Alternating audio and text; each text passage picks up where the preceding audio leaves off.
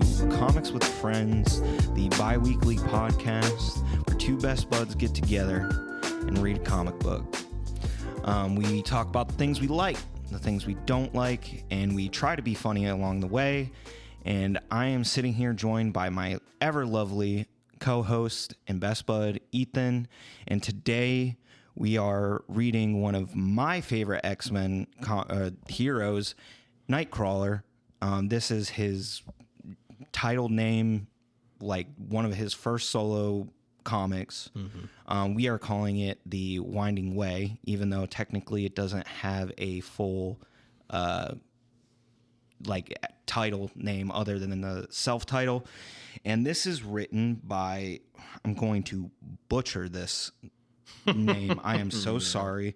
The writer is Roberto Aguirre Sacasa, and the artist is Derek Robertson. But Ethan, how are you doing, buddy? Yeah, I'm doing really good. That's good. Pretty solid. So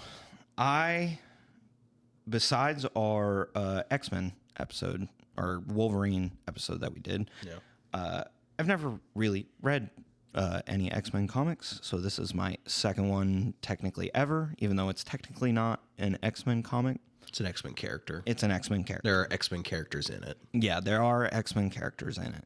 I remember when I first came across this, I was talking to you, and I was like, look, you've been the main person recommending the stories that we do and everything like that. And I feel like I need to pull my weight in this duo, because I have just been a pretty face. Yeah, that for me to look at across the table. For you to look at. Pretty voice. And pretty voice. And I need to do more for our channel. So I was like, I got to find a book to recommend. And I was at work and looking for something, and I was like, how do you pick a story you want to do? Oh, yeah, you sent me that text. And you're like, just find a character you want to read and just start reading.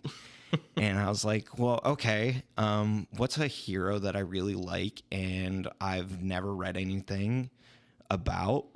I knew you were a fan of X-Men, so I wanted to do something that, you would also possibly enjoy. But I was like, you know what? I want to do my second favorite superhero, and that is Nightcrawler. Yeah. It's Spider-Man and Nightcrawler. Those are my two top heroes that I love, mainly because Nightcrawler, one, he looks cool as fuck, and two, he has my favorite superpower of all time. Teleporting? Teleporting. If I have a choice of a superpower or a mutant, change to my DNA, I would want to be able to teleport like Nightcrawler. Yeah. So I guess to get into it, the overall kind of view of this story, I liked it. I thought it was fun. It was a solid story. It definitely is not perfect, but I thought it was really interesting at the same time. Yeah. It definitely made me view Nightcrawler differently than I had originally had ideas of, because in the past, my exposure to Nightcrawler was like the old X-Men Evolution cartoon from back in the day. One of my favorite versions of X-Men. Goth Rogue all the way. Very solid. And then obviously X-Men 97. Yeah. When that came out.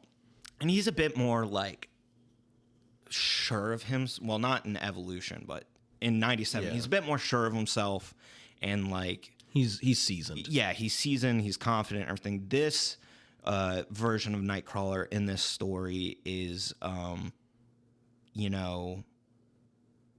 bit more down, solemn, unsure of himself, still kind of finding out who he is as a hero and as a person. But I believe you have history for this. A little bit. Yeah. I don't, because I'm not pulling my weight other than being a pretty voice. So it's mostly just like how Nightcrawler was created and like what his original origins were, and then a little bit of history on this book, not a whole lot. So Nightcrawler was created by Dave Cockrum, who his original idea was that Nightcrawler was supposed to be a demon from hell who had failed his mission. And instead of going back and like being punished for that, he decided to stay in the human world. And he was actually originally supposed to be a sidekick for another character. He wasn't supposed to be an X-Men whatsoever when he was first created. Oh. And of course, you know, that ended up not happening. Cockrum originally took the idea and concepts for Nightcrawler to DC and pitched him as a character that would be part of this group called the Outsiders. Now, they are not the same Outsiders from DC that is popular. Like they're like a superhero team that Batman leads or whatever sometimes whenever the book's not popular. It was going to be just another group called the Outsiders in the DC universe. DC went, yeah, fuck that. We don't want it. That's a dumb character. And so he was like, okay, well, whatever. I'll go to Marvel. What's the worst they can say? No? Well, they didn't say no. Yeah. They were like, fuck yeah, we'll take him. And they were like, can he be an X-Men though? Yeah. Can he not be a demon? Can we just make him an X-Men? Yeah. And Cockrum was like, sure, fuck it. And at that time, DC was also trying to diversify the X-Men a little bit. You said DC. Oh, but did I? Sorry, my bad. Marvel. Sorry. Marvel was trying to diversify the X-Men just a little bit. And because originally the first class was characters like Angel, Iceman, Jean Grey, or at the time Marvel Girl, Cyclops, and Beast. But before Beast became the big blue furry monster that we all know him to be. So that was the original X-Men. Yeah. Well, the X-Men had gotten canceled because no one fucking liked the X-Men. And so they were gone. Which is wild. Wild to think about today. Today, yeah. So they were gone for a super long time. Well, eventually they were like, well, let's bring back like X-Men stuff. And they were like, okay, well, Nightcrawler's going to be an X-Men. Well, we don't want him to just be like some dude in like Kansas. Yeah. Or whatever. So they were like, well, fuck it, let's make him German. Yeah. Okay. And then they had Storm. Well, okay, well, let's make her from Africa. Okay. Well, okay, Colossus. All right, he's from Russia. You know. Yeah. So really kind of making X-Men like the what it's supposed to be, the big like the everyone can be an X-Men. Yeah. Like anyone from no matter where you're from. The melting pot. The melting pot of the I almost did it again. The Marvel universe. Why the fuck am I doing that? And so obviously the rest is history. The first time we really get to see Nightcrawler as an X-Men is during Giant-Sized X-Men #1, which is when they kind of created the team that everybody knows and likes, where it's Wolverine, Storm, Nightcrawler, Colossus, Cyclops, those characters. Yeah. Characters that people actually fucking care about. Mm-hmm. You know, obviously, I care about all the X-Men because I'm an X-Men fan. Yeah. But, of course, he's had a couple of short stints as his own solo hero. He had a 4-part miniseries just called Nightcrawler in 1985 that featured him and Lockheed, which is Kitty Pryde's pet dragon, space dragon, that... of all the X-Men. Yeah. And they go into alternate dimensions, and they just do that for 4 issues and then get home safe. There was another 4-part miniseries in 2002 that focuses on Nightcrawler being a priest and helping, or he attempts to fight a group of slave traders, and that was, you know, whatever. 2004, there was the Nightcrawler ongoing, which is the story that we're covering today, which obviously we will get into what that is all about, and it was canceled after 12 issues. Yep. So it did not get to finish, which is really disappointing, especially with how the story ends. Yeah. And then in 2014, Chris Claremont, who is kind of known as like the godfather of X-Men, he didn't create all the characters, but he is the one that kind of set the stage for what we like about X-Men today. Right. He even got to write his own Nightcrawler series in 2014 that was also canceled after 12 issues. That is so just like sad. Yeah, so Nightcrawler has never had a successful ongoing series. Which kind of is heartbreaking because he is an interesting character. Super interesting. And I feel like maybe we just haven't come across a writer to do him justice enough, or what, or he just, the people just, he's not liked enough by the masses, or what. But I don't think it's that, because I definitely think Nightcrawler probably ranks within like the top 10 most popular X-Men characters easily. I think it's the fact that there are some characters that are really difficult to get ongoing series going for them because they don't have like a solid like solo foundation.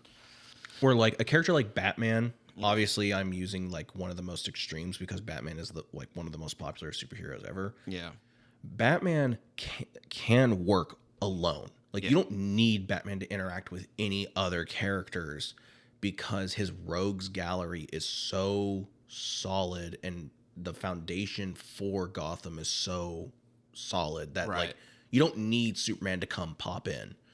A character like Nightcrawler kind of thrives off of the idea that like he is a member of a team and he doesn't really need a rogues gallery because he has a team and they have a rogues gallery. But my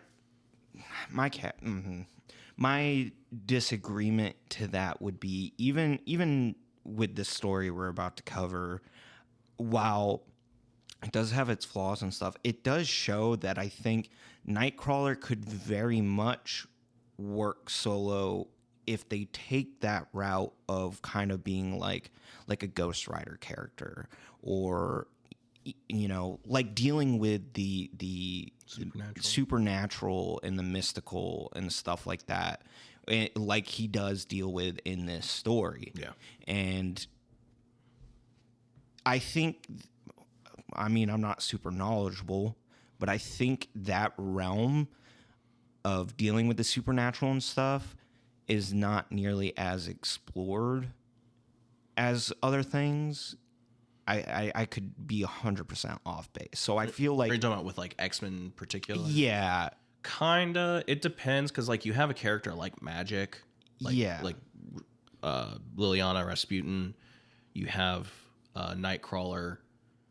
Kinda Gambit. Sometimes. Depends. I just think it's a realm that's not explored as much and could easily make a rogues gallery for Nightcrawler. Yeah. Because you could have him be like a staple X-Men character that deals with those things. Right. And that's kind of one of the things they set up in this story, of having him be like the center of the supernatural stuff within the X-Men. Yeah. But obviously it doesn't get explored because it is canceled after the 12th issue. But I feel like there's a good setup here of having him be that focal point within the X-Men group. Yeah.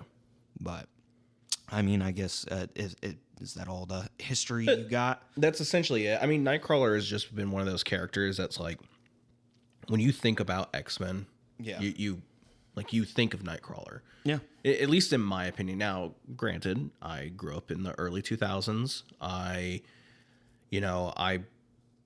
read a lot of the 90s X-Men stuff growing up, and so characters like Nightcrawler are kind of what I'm used to. Yeah.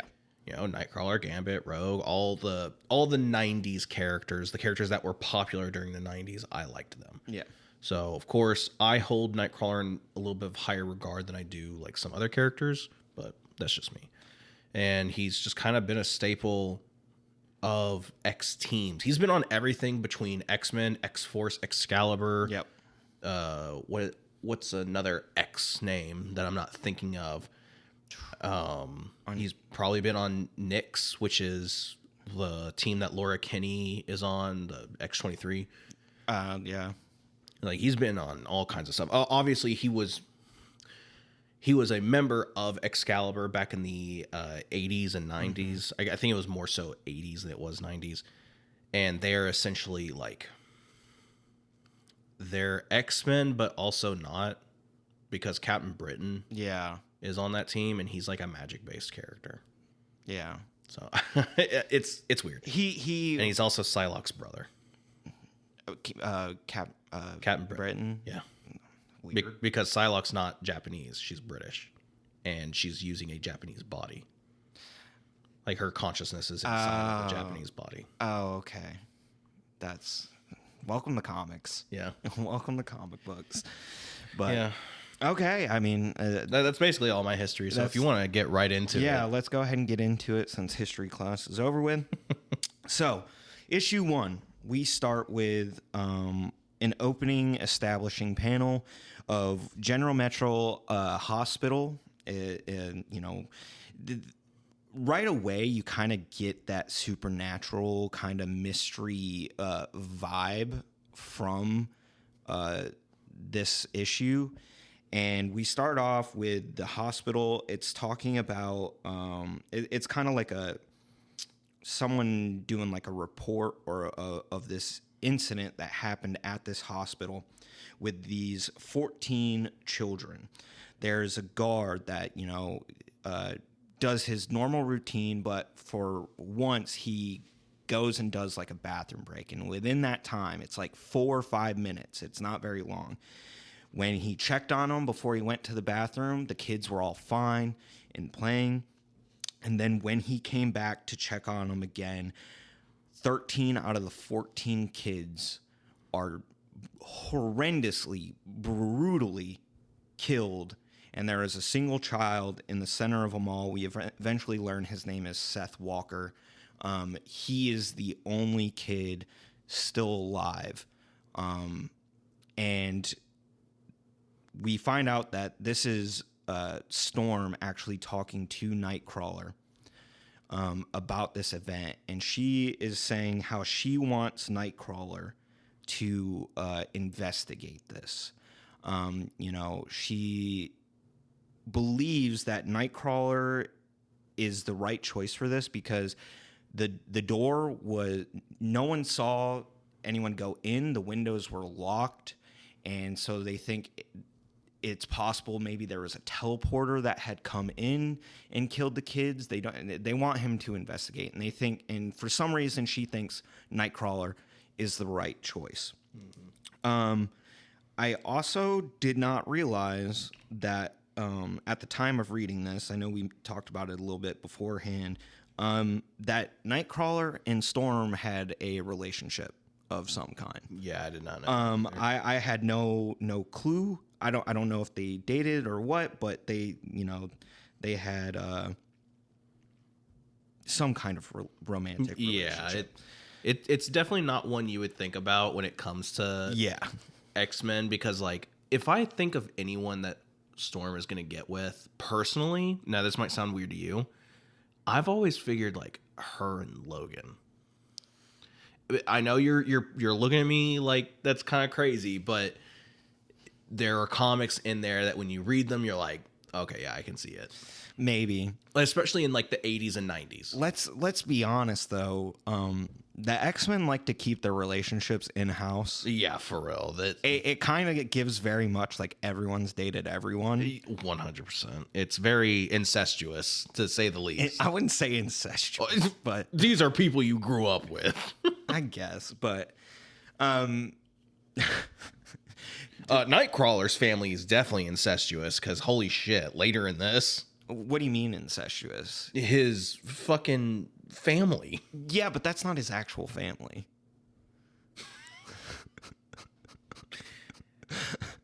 Let's continue. Okay. We'll get to this. But Nightcrawler's basically like, why the hell are you sending me?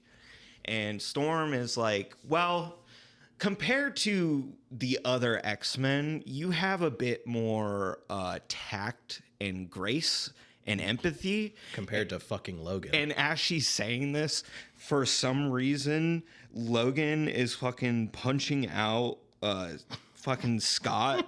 Like, for some reason, probably fighting over Jean, as per usual. I think she's dead at this point. Because Emma is here, and she's in a relationship with Scott. But you get my point. Yeah, probably. But Nightcrawler kind of finally relents and is like, okay, I will investigate this. So he shows up to the hospital and is greeted by Christine Palmer, which I was kind of shocked to see her because I know her very much as a Doctor Strange character, mainly because of the Doctor Strange movie is when you first see her. I'm glad you knew who this lady was, because I was reading this whole thing like this is just a normal person. Yeah, she is a normal person, but because in the Doctor Strange movie, she is the romantic interest for Doctor Strange. Interesting. Okay. Yeah, trust me, I'm with you because I was a bit confused. I was like, what the fuck is going on? And so she greets Nightcrawler and everything like that, and is like kind of giving him the rundown of the place. She says that Dr. Childs is in the, why am I blanking on the word? He is the one in charge. There we go. He is in charge of the children. The head physician. Yeah, he's the head physician. He was in charge of the children here, and Nightcrawler's like, well, where is Dr. Childs? She's like, he's kind of busy at the moment, but she'll go get him. And so Nightcrawler's going to talk to Barney, which is the night guard that was supposed to be watching the kids. And so he starts questioning Barney, and Barney very much seems kind of out of it. Mm-hmm. One thing I will say about at least this first arc, especially because it is only 4 issues of this arc, you kind of know the players in this arc and their roles, and we'll get to that in a moment. But Barney is very much like, I already told the police everything you need to know. He doesn't necessarily want to be there being interrogated, especially by this demon-looking motherfucker. Yeah, I was about to say, maybe this isn't the best time to involve the satanic X-Men looking guy. But, Barney's kind of being resistant, and Nightcrawler's like, well, tell me why a night guard who has never left his post in, like, the several years that you worked here, all of a sudden left your post. Yeah. And Barney is basically like, do you believe, or he's like, I think I read somewhere you were a priest once. Yeah. And Kurt is like, yeah. So Barney's like, do you believe in forgiveness? And Nightcrawler's like, yes, I still do. And then Barney's like, do you believe in absolute evil? And as Barney starts to kind of freak out, Dr. Childs shows up and immediately like barges in and is like, why are you harassing my staff and everything like that? Like, immediately when I read that and I saw his reaction to Nightcrawler being there, asking these questions and investigating, I'm like, you're the bad guy. Yeah, 100%. I looked at him and, man, look at his fucking goatee. Like, he looks evil. So that's what I meant by, like, because this arc is so kind of, it's only 4 issues. It's short. It is one of the smallest technically arcs that we've covered. That's why we're doing all 12 of this run, because the arcs in this are fairly small. Specifically, this first arc and the second arc are very small in comparison to what I would say is the actual main story of the run. But yeah, no, I agree with that. And so they don't keep the cards close to the chest. They kind of give you the vibe of who's bad and everything like that pretty quickly. And so you definitely get that vibe from Dr. Childs. And Nightcrawler is basically like, look, I'm just trying to help and everything like that. Can I talk to the last remaining kid? And Christine's like, well, he hasn't really talked to anybody. And Dr. Childs is like, I don't think someone of your appearance should talk to this child and possibly traumatize him any more than he already is. Now, while Childs is totally fucking evil looking, He's got a point. he's got a fucking point. He's got a fucking point.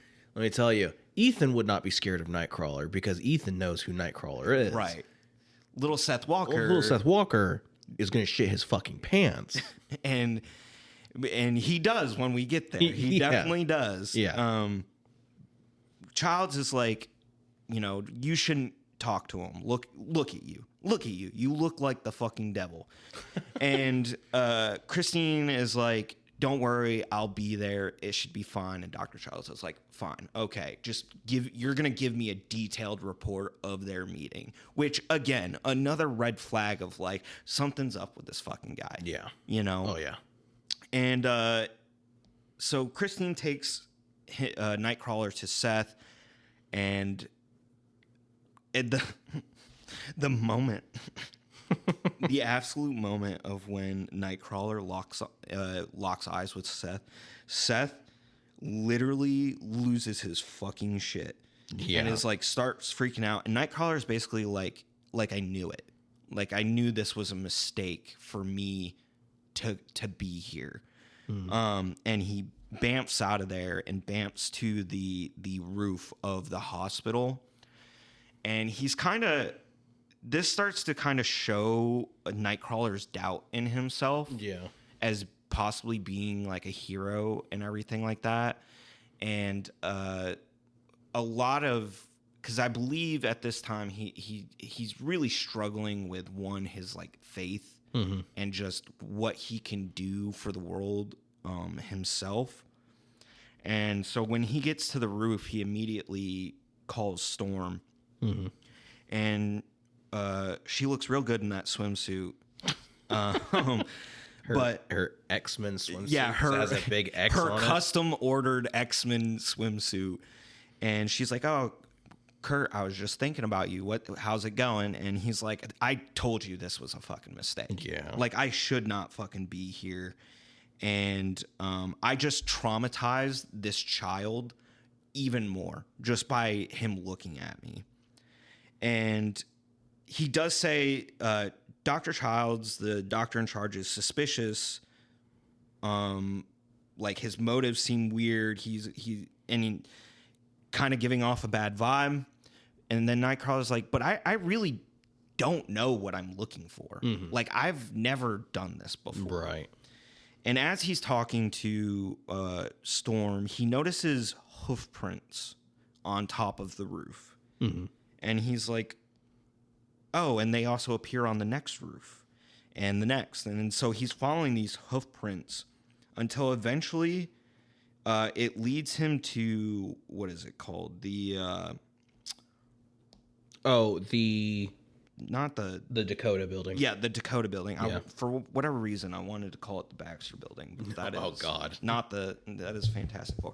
But it is also funny because he gets to the Dakota building and he's like hanging on the wall and he's like, time to do my best Spider-Man impression. And I did have to ask the question, how the fuck is he sticking to the walls? I don't I've never know. known Nightcrawler to be I didn't know he could stick to walls. I didn't either. That's why I'm hella confused. I don't think he can. Now that I'm thinking about it, I think that might just be some poor character writing. I don't know. I mean, Maybe he can, and we're just idiots. maybe it's possible.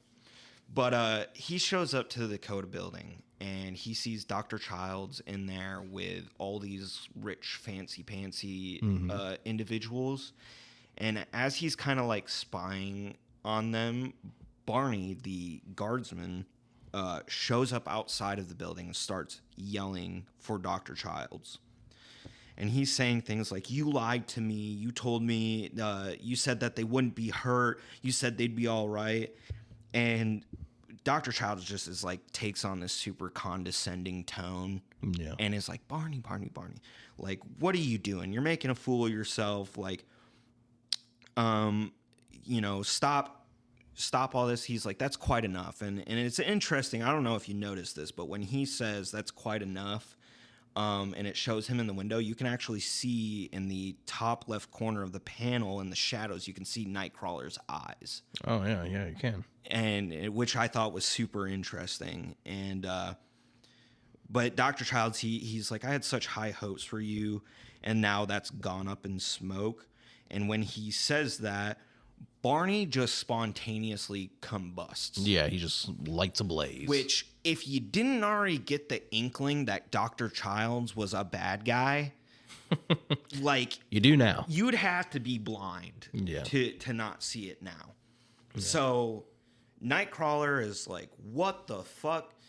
As Barney is just screaming out like, oh my God. And that is the end of the first issue. Yeah. Very quick. Very quick. I will say I just looked it up. Nightcrawler can stick to walls, and it says he has the ability to cling to surfaces through microscopic suction cups located on the pads of his hands and feet. Oh. That's news to me, but I mean... There you go. There's your answer. Okay. All right. Thank you. I appreciate that. I was very confused, but now it all makes sense. Yeah, with the suction cups. Yeah. So, dude, I mean, like, he's technically a demon, so like he could have whatever. I guess that is true. He can. I mean, he's not technically a demon, but he's half demon. Yeah, that's true. Mystique's also his dad, so yeah, that's all. Let's continue. Okay, all right. So, start of the next issue, Nightcrawler is jumping into action to try and help Barney, who is burning on the street, and he's talking about kind of having this monologue within himself, where that the question he gets asked the most, even more than like, where do you get three-toed shoes, is what is it like to be an X-Men? And he's like, the answer always changes, but he's like, but it's a lot like jumping off the Dakota building in New York City and trying to save a man who's burning to death.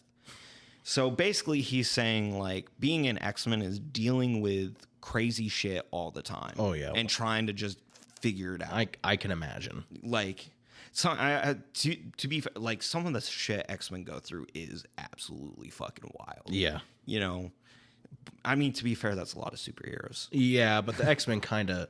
They deal with a lot. They deal with a lot, and it's sometimes... and this is coming from somebody who, like, his favorite aspect of the Marvel Universe is the X-Men stuff. They deal with so much and then some compared to other heroes, because, like, not only are they heroes, but they are thankless heroes. Because everyone hates them. In a world where Spider-Man exists, for some reason, you know, Jean Grey is not okay, or Nightcrawler's not okay. And it has been explained to me of like, well, the reason why it's so different is because Spider-Man wasn't born with his powers. They were given to him. Well, X-Men are born with their powers, and so people are afraid of that. And I'm like, yeah, but how do people know Spider-Man wasn't fucking born with his powers? I wouldn't say Spider-Man's a great example, though. But people love Spider-Man, like the people of the Marvel Universe. Yes and no, because I've been rereading Ultimate Spider-Man. Okay. Different universe. I understand that, but still. I mean, even in the Amazing Spider-Man stuff, he is not necessarily liked. It isn't until super later when people start to accept him just by the stuff that he's done. Because at first he is like, people do question, is he a mutant? Is he not? And things like that. Okay. But I think it's also probably because in the early runs of Amazing Spider-Man and stuff, you weren't really connecting necessarily the different heroes and everything. I guess. I don't know. And so like bringing up mutants and Spider-Man, you know, that was an X-Men thing. That's an X-Men problem. That's an X-Men problem. It wasn't until I don't know. I'm kind of just spitballing here. I can tell. I can tell. I'm like working it out as I go. And you're slowly being like, oh fuck. We don't need to dwell on how I don't know what I'm talking about. No, but that's my little side tangent of like, I think the X-Men out of all the heroes, like you could make the argument for Spider-Man definitely, but I think that's more of a Marvel issue than it is an in-world issue. X-Men deal with crazier shit than like any other superhero. Yeah. I think also they get a lot of hate because the government is against them. Yeah, I guess. You know what I mean? Except why? Well, no, I mean, that adds to your point too of like the government is fine with like Captain America. Well, that's because they created it. Well, that's true. Yes. And like Tony Stark and you know, they're okay with Thor. They're okay with Thor, who's an alien / god. But yeah, but the government is not okay with the mutants. Yeah. So I'm just saying something's a little fucking fishy in the Marvel universe. It's almost like the X-Men is a story or representation of, you know, like race and marginalized communities. And marginalized communities. It's almost like that's kind of their thing. Yeah.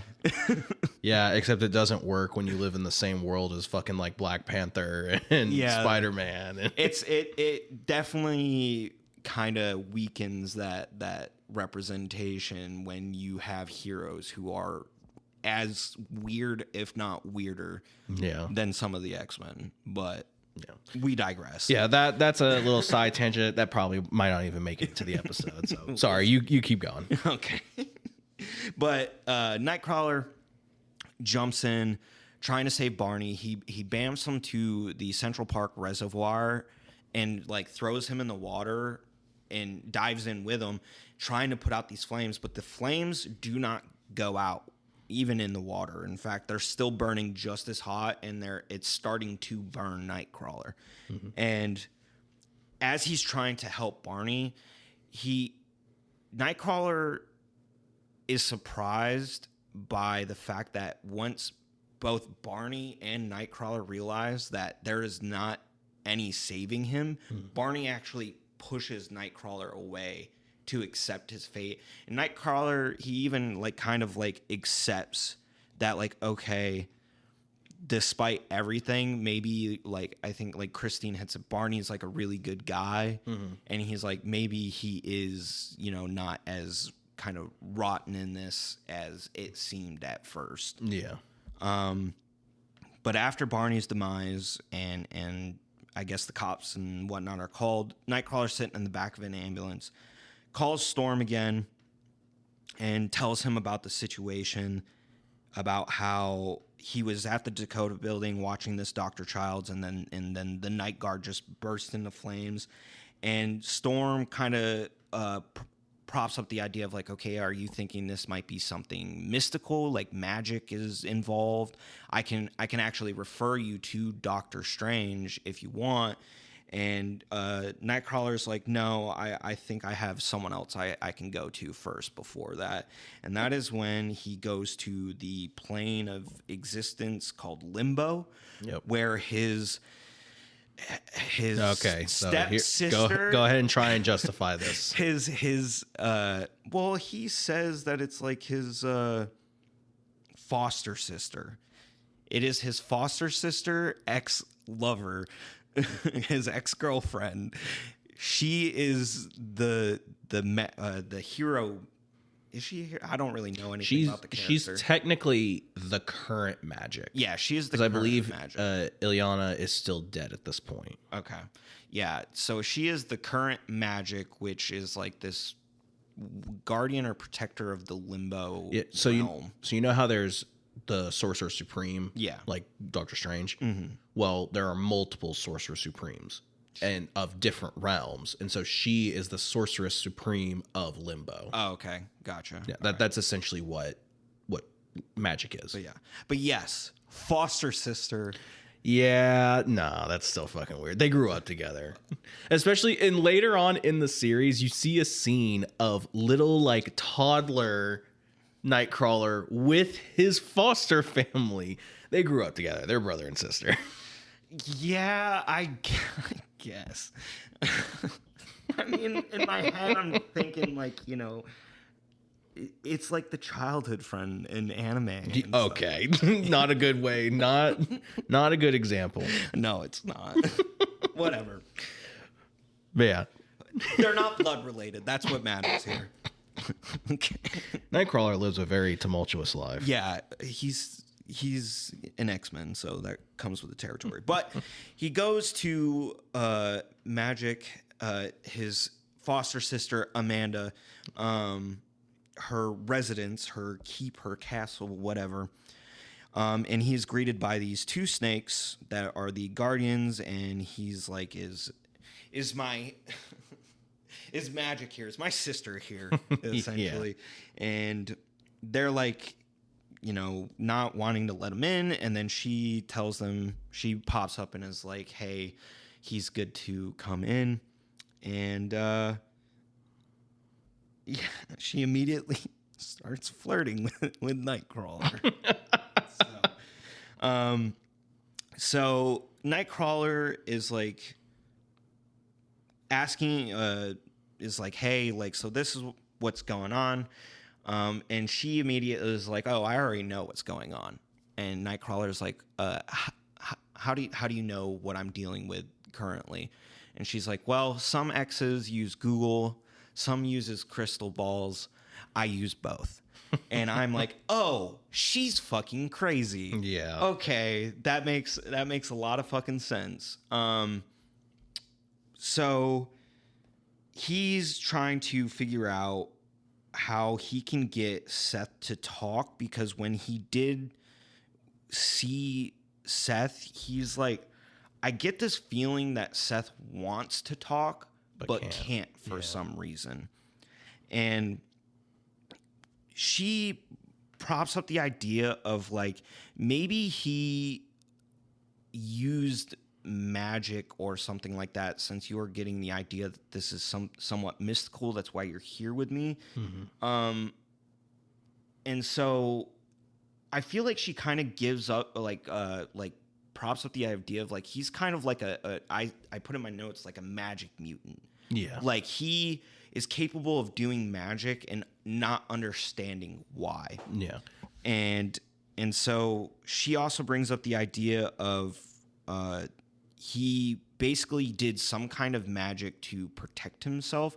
And Nightcrawler mentions like a rope that Seth had on him.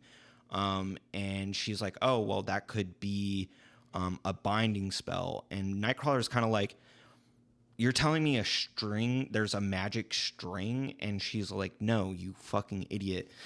Magic has a lot of magic deals with binding and unbinding things in the universe. Mm-hmm. And some kind of like a wand or other physical objects that people cast magic through. It is just a conduit to spell weave. Yeah. And so she believes that unknowingly, almost instinctually, to protect himself, Seth had used like a binding spell on himself to keep him from talking and to keep himself safe. So after, or she gives Nightcrawler a book to like kind of like study up on. Mm-hmm. And she also is like, so tell me about, because Nightcrawler mentions Christine Palmer, and being as crazy as she is, she's like, okay, here's this book, study up on magic and everything. Also, I need you to tell me everything about who is this bitch. Yeah, tell me everything you know about this Christine Palmer. Yeah. So we jump back to Nightcrawler visiting the hospital and talking with Seth again. This time he has that device that allows him to look normal. Yeah. Which another flaw, I believe, within the writing of this is, with all the times he was like, this is going to traumatize him or whatever, why didn't he use this device earlier? Yeah, I agree. You know what I mean? Like, there was Dr. Childs himself, like, was like, I'm going to traumatize this kid by my appearance. Not once was he like, I should probably grab that device that I have that allows me to look like a human. Yeah. Again, I do like this story, but as we mentioned, there are some flaws within it. Now, I will say, this is kind of me jumping the gun just a tad bit for later on in the story. It doesn't really have anything to do with the story. I do think personally the art is kind of hit or miss in some sections. Oh, it is. Yeah. That's just a little thing. We'll get into it a little bit later, but I think the art, at least in this first arc, because there is this kind of horror mystery, the atmosphere. I think the art lends itself to it. Yeah. Towards the end, though. Towards the end, when starts to fall off. When it gets a bit more. When other characters are involved. And it gets more action oriented, because these first, I'd say, 6 issues are very much slower paced, more slow burn than the last 7 or so. How many? The last 6. Yeah. I would agree. The art doesn't lend itself so much to those last 6, since they are more one in like daylight. Yeah. Oh yeah. Like that, you know. So yeah, no, I can see what you mean by that. I didn't think about that at first, but now that you've said something, it's like, yeah, I can 100% see that. Yeah. But so Nightcrawler's talking to Seth, and he's like, "Hey, do you mind if I see that string?"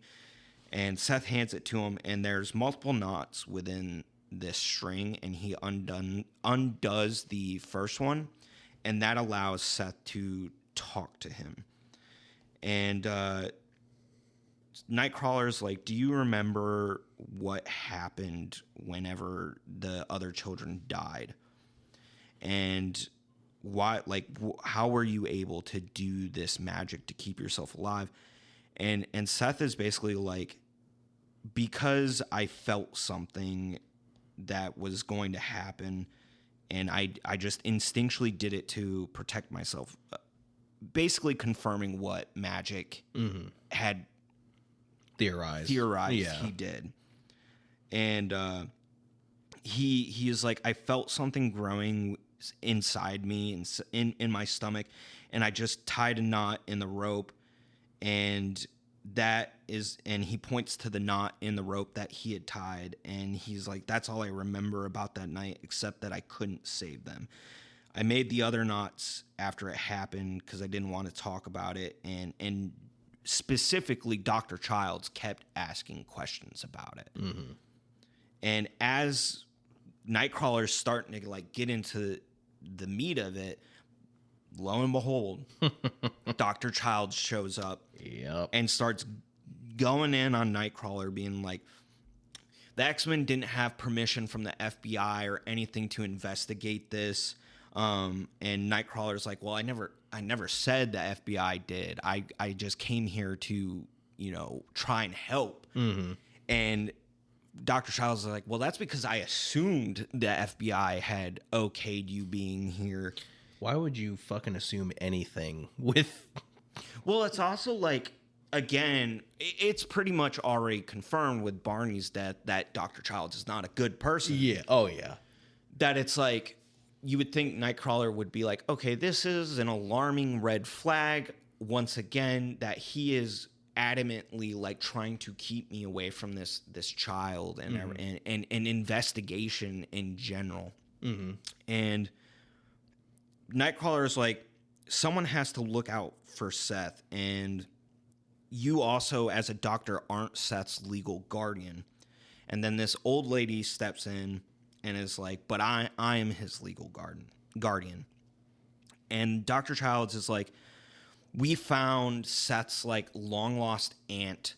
Real convenient. Yeah, real convenient. Like, and she is going to take care of Seth from now and everything like that. And, she gives like this bullshit story of like, I'm the sister of his dad, and, we hadn't talked in a very long time. And then when I found out they had died just recently and Dr. Childs had found me and reached out to me, I felt I need to be there for Seth.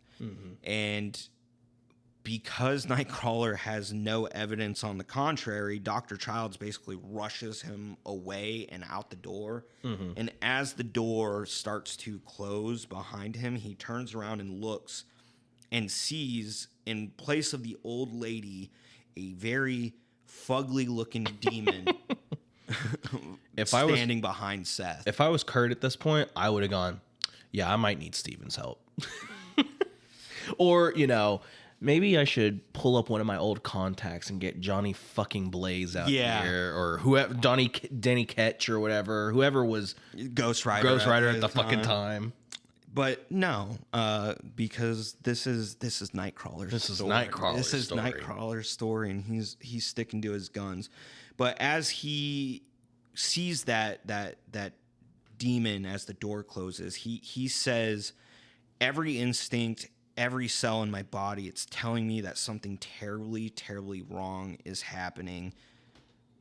But he's not sure what he can do about it. Again, it's bringing up that lack of confidence in himself. Mm-hmm. And I think that might add well to the idea that this is like one of his first like attempts at a solo run for Nightcrawler. Yeah. I think it kind of lends to that, like, if it had continued, you could look back at this moment, like say if it had been canceled at 12 issues and they had kept going, he would get more confident in himself. Yeah.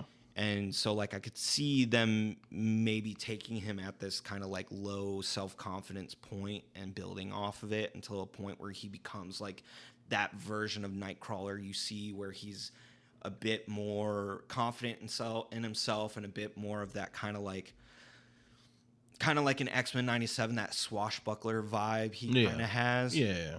But as he's like kind of contemplating what he can even do for this kid or for this situation, he turns off his appearance. I forget what he calls it, the appearance machine. He goes back to his blue form, and Christine walks up to him and is like, "Hey, I have something to show you. Something very, very important. I haven't told anyone else about this, not even Dr. Childs." She takes him down to the morgue in the hospital where they had the bodies of the children. Mm-hmm. All those bodies have been turned to ash. And the Night Guard. Yeah, well. and the Night Guard as well. And that is the end of issue 3. We hop into issue number 4, where you have Nightcrawler back at the mansion. X-Mansion, yeah. Yeah, the X-Mansion. And he's sparring with Kitty Pryde, doing some fencing sparring, kind of showing that swashbuckler sword ability he has. And he is back at the mansion, not necessarily trying to avoid this case or like the responsibility he has to Seth and stuff, but he felt like he needed to step back and like reevaluate some things. Yeah. And he gets not confronted, but approached by Storm, who calls him over, and he already kind of knows or feels like he knows what Storm is going to say to him. And he says that to her. He's like, "I'm not abandoning Seth or the situation. You're totally abandoning the situation." A little bit. A little bit. He says, I haven't given up on Seth, if that's what you're thinking, which he says he's just taking a time out, but in a way he is kind of running away, because it's like, even if you're just taking a time out, if it isn't for this conversation with Storm, he would have probably never gone back. No, honestly, no. To be quite frank. But she has this conversation. Oh, tongue tied. He has this conversation with Storm, and she's basically like, kind of giving this lowdown, this run with the case, and he's kind of going over the facts with her of everything he's seen, And he asked her, like, what do you know about the Dakota building? And she's like, it has a bunch of these, like, rich sponsors that live within the building. And she's never really liked it regardless because it's super expensive. Yeah. But Nightcrawler tells her, when I visited the entire building just felt off. Like something dark was present and lived there. And she's like, okay, so, well, what's next, considering that, you kind of end your timeout period? Mm-hmm. And she's like, or Nightcrawler's like, well, if Christine keeps her word and promises to turn a blind eye, I'm going to go and talk to Seth again. Yeah. So he makes it back to Seth and tries to have a conversation with him. He shows up back in his, like, blue form. Yeah, and Seth's not really scared of Seth's that not anymore. scared of him. He's like, I'm like surprised that you're not freaking out again like you did the first time. Yeah. And he's like, well, I know you kind of now. I know you're good on the inside, which it's like, that's kind of a backhanded compliment. Yeah, because he says, like, you look bad on the outside. But... yeah, you look scary and creepy on the outside, but I know you're a good person. All right, you little shit. And Seth is making these like clay figurines. Yeah. And Nightcrawler's like, hey, like, what are those things you're making? And he's like, oh, they are jars. And You're kind of, as the reader, you're kind of like, jars. what the fuck are you like, talking what the fuck about, are you kid? talking about? And he's like, I'm almost finished. I have 12 of them done. I have 2 more to go, which equals 14. There were 13 kids who were murdered. Yeah, and he's or the killed. only survivor. And he's the only survivor, 14 in total. Yeah. And you're like, okay. At first you're thinking, as the reader, like, okay, like, is this just kind of like his coping mechanism of, like, making these to, like, remember these children by? Mm-hmm. And he's like, they're jars, each one for the friends of mine who died and one for when I die. And Nightcrawler's like, why would you say that? He's like, you're alive, you're fine. Like, why the fuck would you say that? He's like, damn, kid, that's kind of dark. And and Seth is like, you really want to know why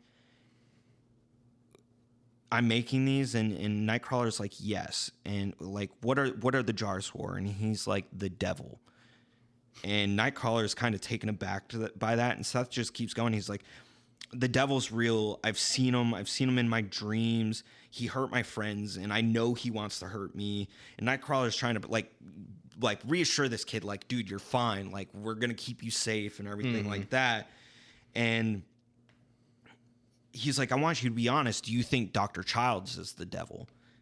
Like, do you think he wants to hurt you? And Seth is like, Dr. Childs, he takes care of us, and he bought us things, at least when all the children were alive. And Nightcrawler's like, well, what about now?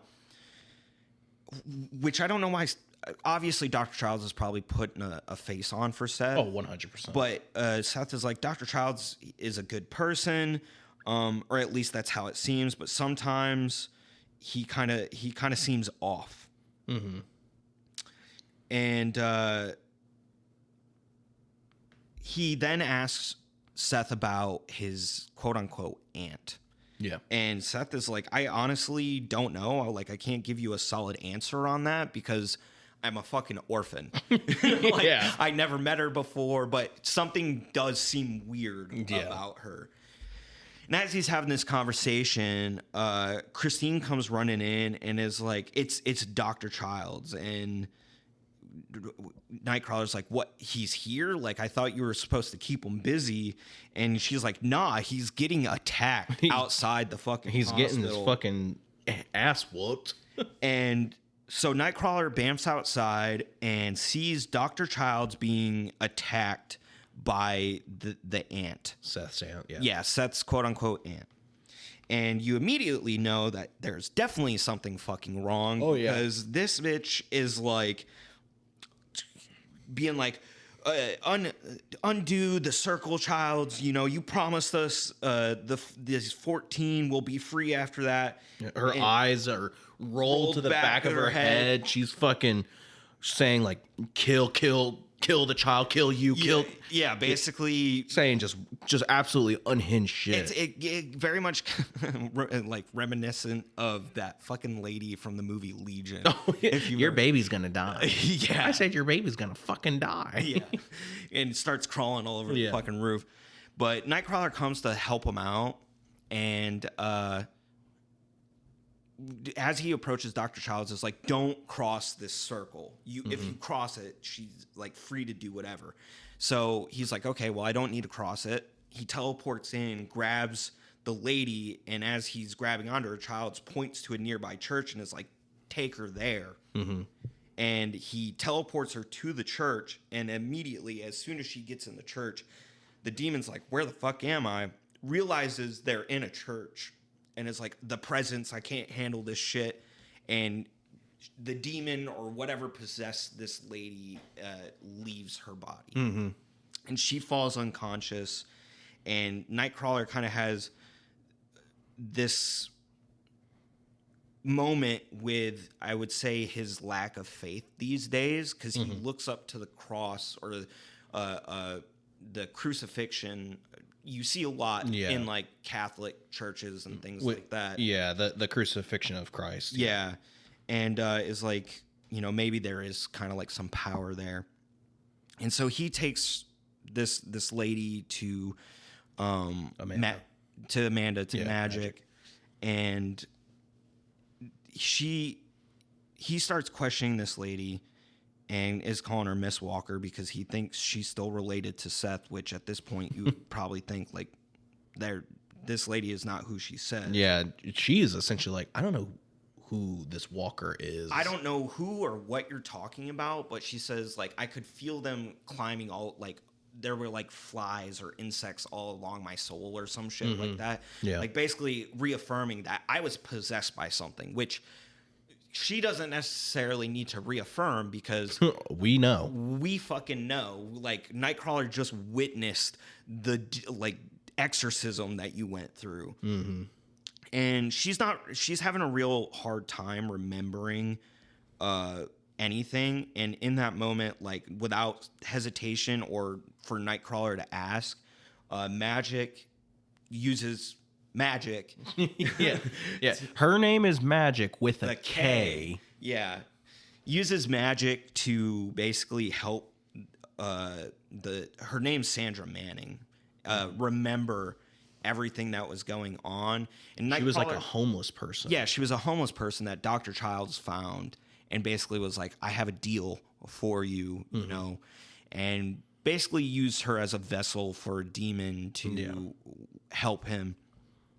And they basically surmise that Dr. Childs is trying to bring in the first 14 demons that had followed Lucifer from heaven after he fell in the Great War, and is trying to bring them back into the mortal world. Yeah. And Seth is the 14th vessel. Yeah. So we find out what happened to those children. They were used as conduits, gateways for these demons to re-enter the world. And when they did, they died in that effort. Very brutal way, because whenever Storm is giving kind of the report of what happened to these children, they're saying like their insides were out, fucking bleeding from the eye, like their eyes. It's so bleeding fucked out from the eyes. Their teeth were shattered, and I remember when I read that part, I was like, dude, like the last time we read something that had a child die in it was fucking Immortal Hulk, and I'm like, oh yeah, man. Yeah. And I remember in that episode saying like, you know, I'm not used to seeing Marvel do that. Yeah. I'm like, man, maybe Marvel is way more comfortable killing fucking kids than I fucking thought. Oh, they have to be. They have to be. I was like, damn. And it wasn't just like a gunshot like Immortal Hulk. This was like some brutal shit. Yeah. But so the mystery of how those kids were killed has been revealed. And you can see us gearing up to the finale of this arc. Oh, sorry, go ahead. I was just gonna say at the end of this issue, Childs basically, I would say, abducts Seth. Basically, is taking him away to be sacrificed. Yeah. And at this point, it's now a race for Nightcrawler and Palmer to get to the Dakota building. Because again, they surmise like the Dakota building feels off. Yeah. Like maybe this is the epicenter of this like ritual to summon these demons to the mortal plane. Yeah, and that ending panel with Childs taking away Seth is like super creepy. Because he's standing there talking to Seth and has one arm behind his back, and it's just him holding this big ass like fucking ritual dagger. Yeah. And it's like, dude, that like in the next issue, Childs pretty much confesses to Seth, like, I'm about to murder you. Oh, yeah, 100%. But, like, to, like, get him to the car, you would think he'd play that, you know, like, the doctor part a little bit longer. Yeah. But it's like, how are you gonna grab this kid and have this fucking dagger in your hand and him not be like, Doctor, that seems a bit off, you know? Well, what's the dagger for, Childs? Yeah, I'm like, is this some kind of new therapy thing? Or, like, what's going on? I'm going to kill you. Yeah, essentially, that's what he says, because in the next issue, we start off with Nightcrawler coming back to the hospital and Christine being like, where the fuck's Seth? And she's like, oh, Dr. Childs took him with him. And as a nurse, you would think that's a bit weird. It's the middle of the fucking night, and this doctor is just whisking this child away. Yeah. And then it cuts to Childs being in this like car with Seth, and Seth immediately is like, okay, something's fucking weird here. Like, yeah, this is not good. And so he's like looking around, and Childs is like, don't bother, child. Doors are locked. Like, you're not going anywhere. You ain't going nowhere, kid. You aren't going anywhere. And he literally tells Seth, like, you are going to be hurt. Like, you are not coming out of this unscathed. But Seth basically, Childs is basically like monologuing to Seth this whole time when he's bringing him to the Dakota building. Going into the Dakota. Yeah, just all this while. I will say this is kind of where it gets a little bit goofy for me for this arc, because he talks about how, like, you know, he learned about all these ritualistic things from a book he found at Barnes and Nobles. He literally says he found it in a Barnes and Nobles in the occult section. Yes. My thing is I see how goofy it is now, but when later on in the story, it kind of makes it, like, don't get me wrong, it's still kind of goofy in the present, and even when it's revealed how and why, it's like, okay, that's still a bit goofy, but at least I feel like there's enough like context to it where it's like, okay, it's not like he just randomly stumbled upon it and was like, you know what, I'm a summon demons now. You know? Yeah, I agree. Yeah, it's explained, but it's still kind of goofy. And I will say the demon they used for the 14th demon made me kind of go, that really? That's the one you want to use? Why? Maybe I'm out of context here. Have you ever seen The Exorcist? Do you know the demon in The Exorcist? I don't remember it. The demon is Pazuzu. Oh. Yeah. Well, I mean, they're using biblical, I guess, like biblical shit. So it's the same reference. I guess. I don't know. That's just me. I mean, yeah. That's just me. So Seth is basically getting the lowdown of, like, Dr. Childs telling him, like, I'm going to hurt you. It's going to hurt a lot. Like, you are the last vessel I need to complete this contract that I have formed with Lucifer himself for me and my friends to bind these demons to us so we can have, like, power and all this other stuff. And Seth is basically like, well, you fucking know what? I'm friends with Nightcrawler. Nightcrawler's going to save me. And Childs is like, I wouldn't fucking bet on it. Yeah. I've done, like, wards and shit to, like, keep him from being able to teleport in. And he also has, like, lesser demons kind of like Sandra Manning being Yeah, possessed. they do also show during the limo drive that the driver of the vehicle is also a demon. Yeah. And then like the doorman for the Dakota building Was a demon. And I don't know if that's what they actually look like, or like in Nightcrawler's situation when he looked back and saw the demon behind Seth, if it's like we are seeing what they're actually supposed to look like. Yeah, we're seeing what they actually look like, but in the universe they just normal. Look like a normal person, yeah. That's my assumption, but yeah. Well, also maybe it's like the demons can like willingly show themselves, because Childs does point to the driver and is like, our driver's not particularly sympathetic, so I don't know if Seth saw him as a demon or not, or if it was just, I don't know. It's one of those things. Yeah, it's one of those things. But they get to I assume the top floor where all of Dr. Child's rich friends are. Yeah. And as like the guest of honor has arrived, and everyone's like kind of like joking and laughing at Seth and his fate. And one of Dr. Child's friends walks up. His name's Miles.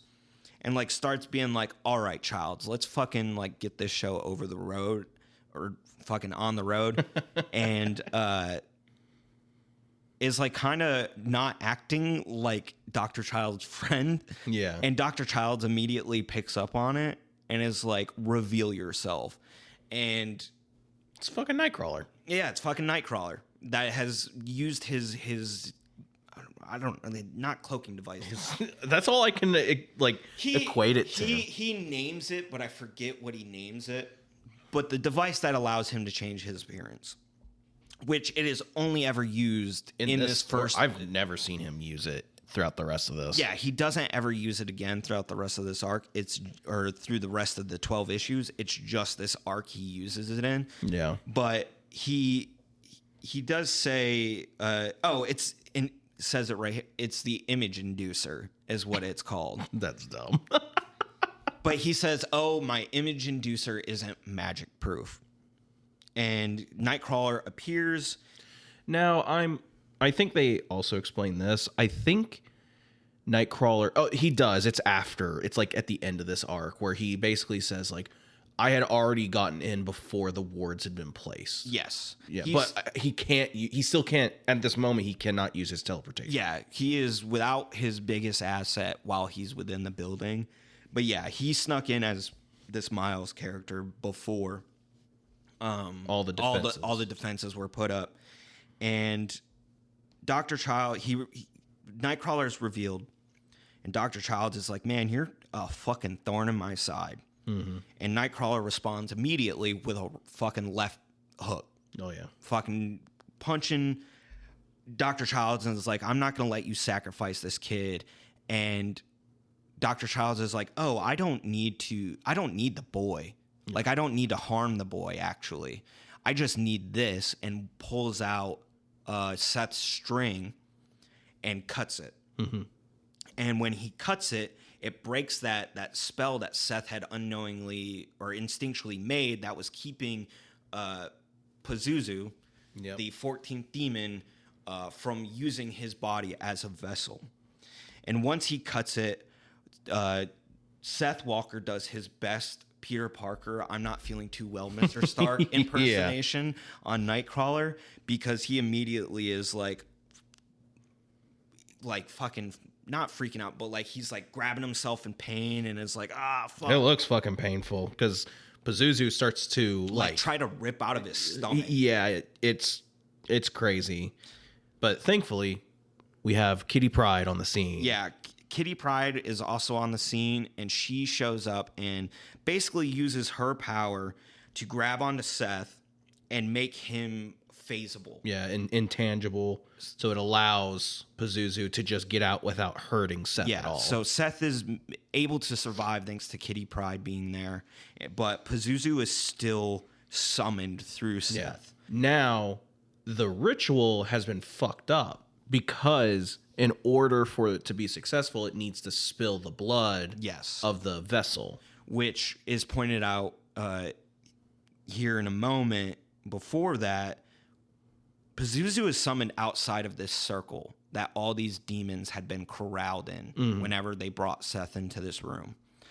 And when he is summoned outside of the circle, all of Dr. Child's rich friends freak the fuck out. Yeah. Which, granted, I would do the same thing. So they all start hightailing it out of there. Oh, yeah. Only to be greeted by some of the most iconic X-Men who definitely probably could have helped Nightcrawler up there. Yeah. But they're just on guard duty downstairs. Yeah.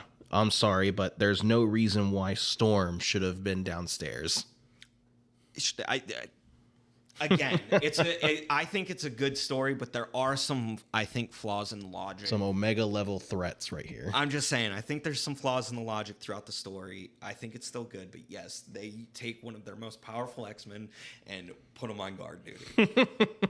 But, you know, this is Nightcrawler's story. Yeah, this is Nightcrawler's story. And he is facing down Pazuzu, and this is when the other demons within the circle are like telling him that the ritual was not actually completed. Even though he'd been summoned, the ritual was not done to like the letter of the contract, basically. And Dr. Childs is sitting there like telling Pazuzu, like, you can't harm me, as the other demons are like, kill him all. And he's like, Pazuzu, you wouldn't actually kill me. You are bound to me. And that's when the other demons give him the loophole of there was no blood spilled upon your summoning. And Dr. Childs is like, oh, you wouldn't kill me after everything I've done for you. And Pazuzu's like, oh, doctor, you have no idea.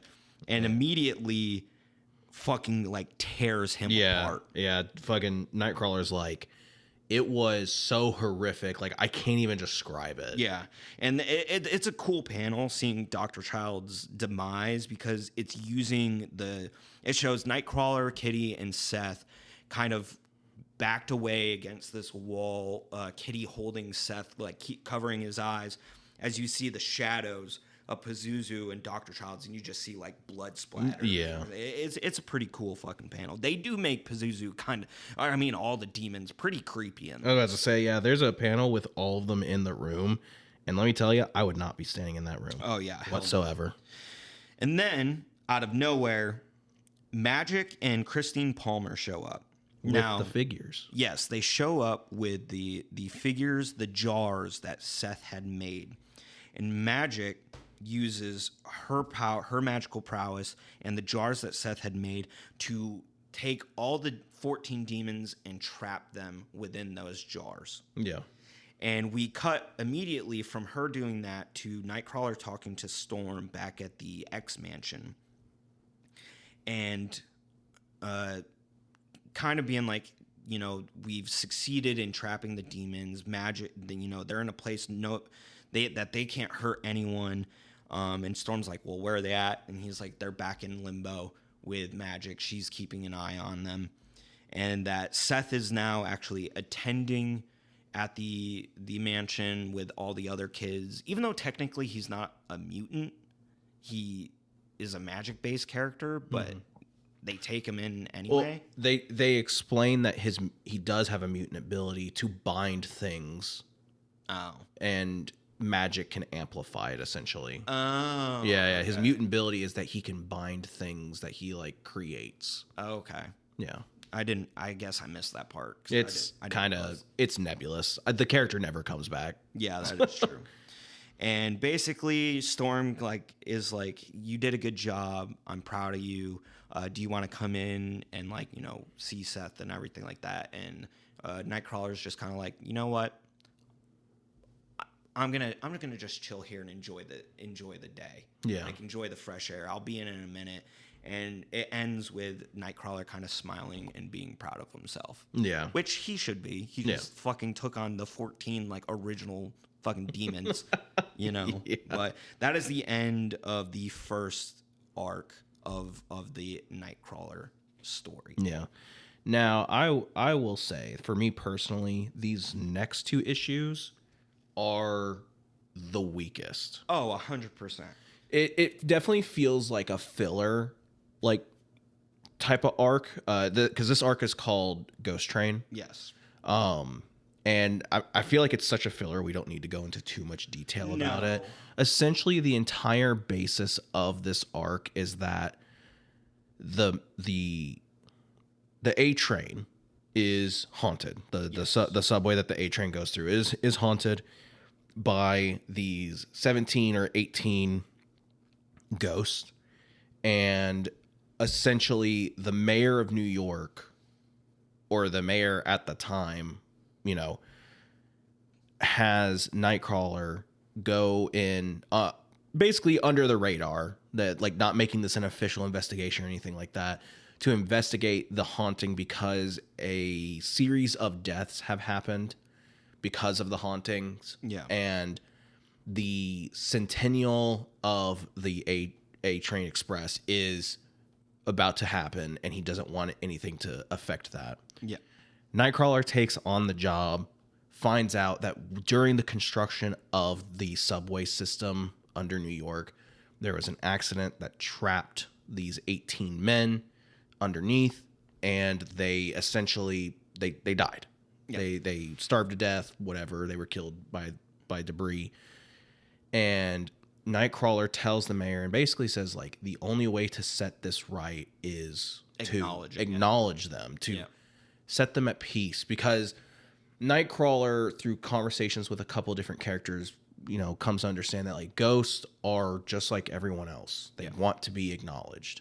There's a reason why they can't leave. It's because there's unfinished business with them. And maybe these ghosts are angry and are vengeful because time has forgotten them. Yeah. So he essentially gets the mayor. You know, it's not too much of a struggle. The mayor basically keeps his word and everything. Yeah, which is strange because within these two comics, they like really make the mayor like super ominous. They don't even show his face. They don't show his face, like, which I you know thought was really strange. Mm-hmm. But no, I mean he basically, the mayor has this huge speech during the centennial, acknowledging and honoring the workers of the subway that lost their lives. And they are put to rest. And Nightcrawler, you know, talks about that. And during this, there's also this thing between him and Palmer. Yep. Where it's the will they, won't they type deal. Will they, you know, will Nightcrawler finally admit that, no, they're not just fucking friends? But Nightcrawler friend zones her. He basically is like, I just want to be friends. Yeah, that's what he says. And of course she's not. She accepts it. She accepts and she it. stays friends with him. But that's like the other point in these two, because their relationship does come into a factor in the last 6 issues. Yeah. But yeah, other than that, these two issues, while they're solid enough of a read, they don't necessarily add to the overall storyline that is going on here. They do touch on like some more of Nightcrawler's kind of self-doubt and things like that. But other than softly touching on that, like you said, there's not a whole lot that really goes on with these 2 issues. Yeah. There are some cool moments.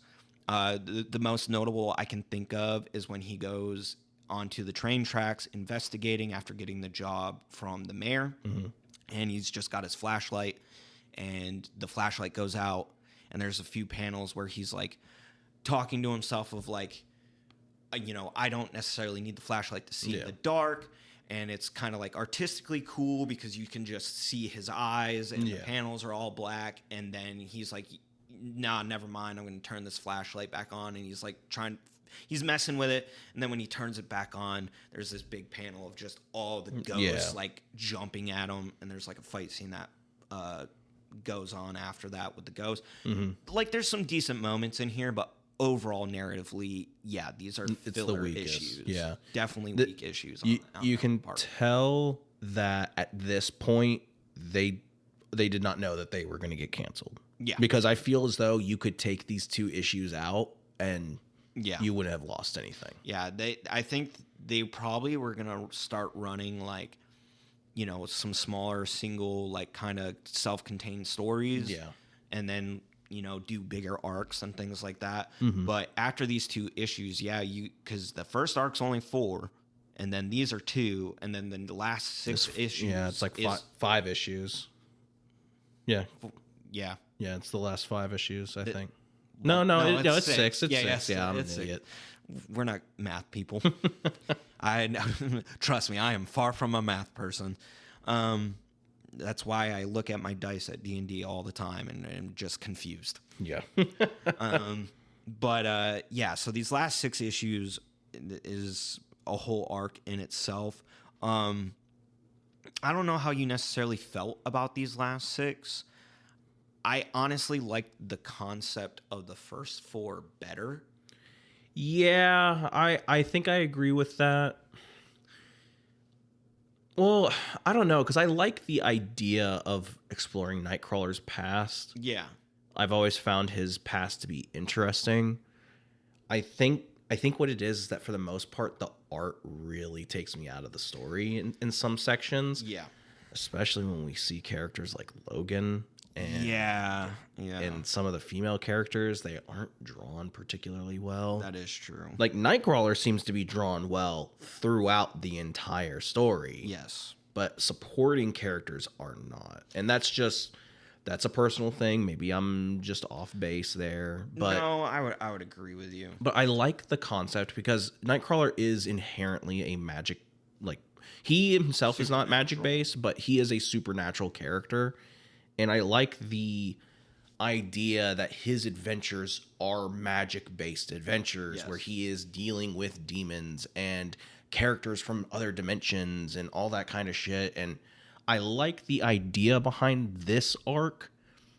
I just don't believe the execution is there. Right. And I feel like that is really prevalent when you get to the very last issue and he has the conversation with a character that's kind of a big fucking deal. Yeah.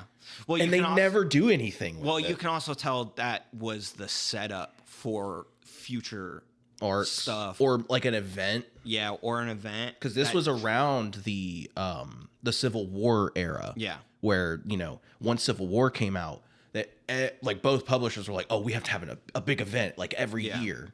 So, and then no execution, nothing happened. Nothing came of it, which is unfortunate because I think they could have had some decent stuff happen, especially with Nightcrawler being involved somewhat. Yeah.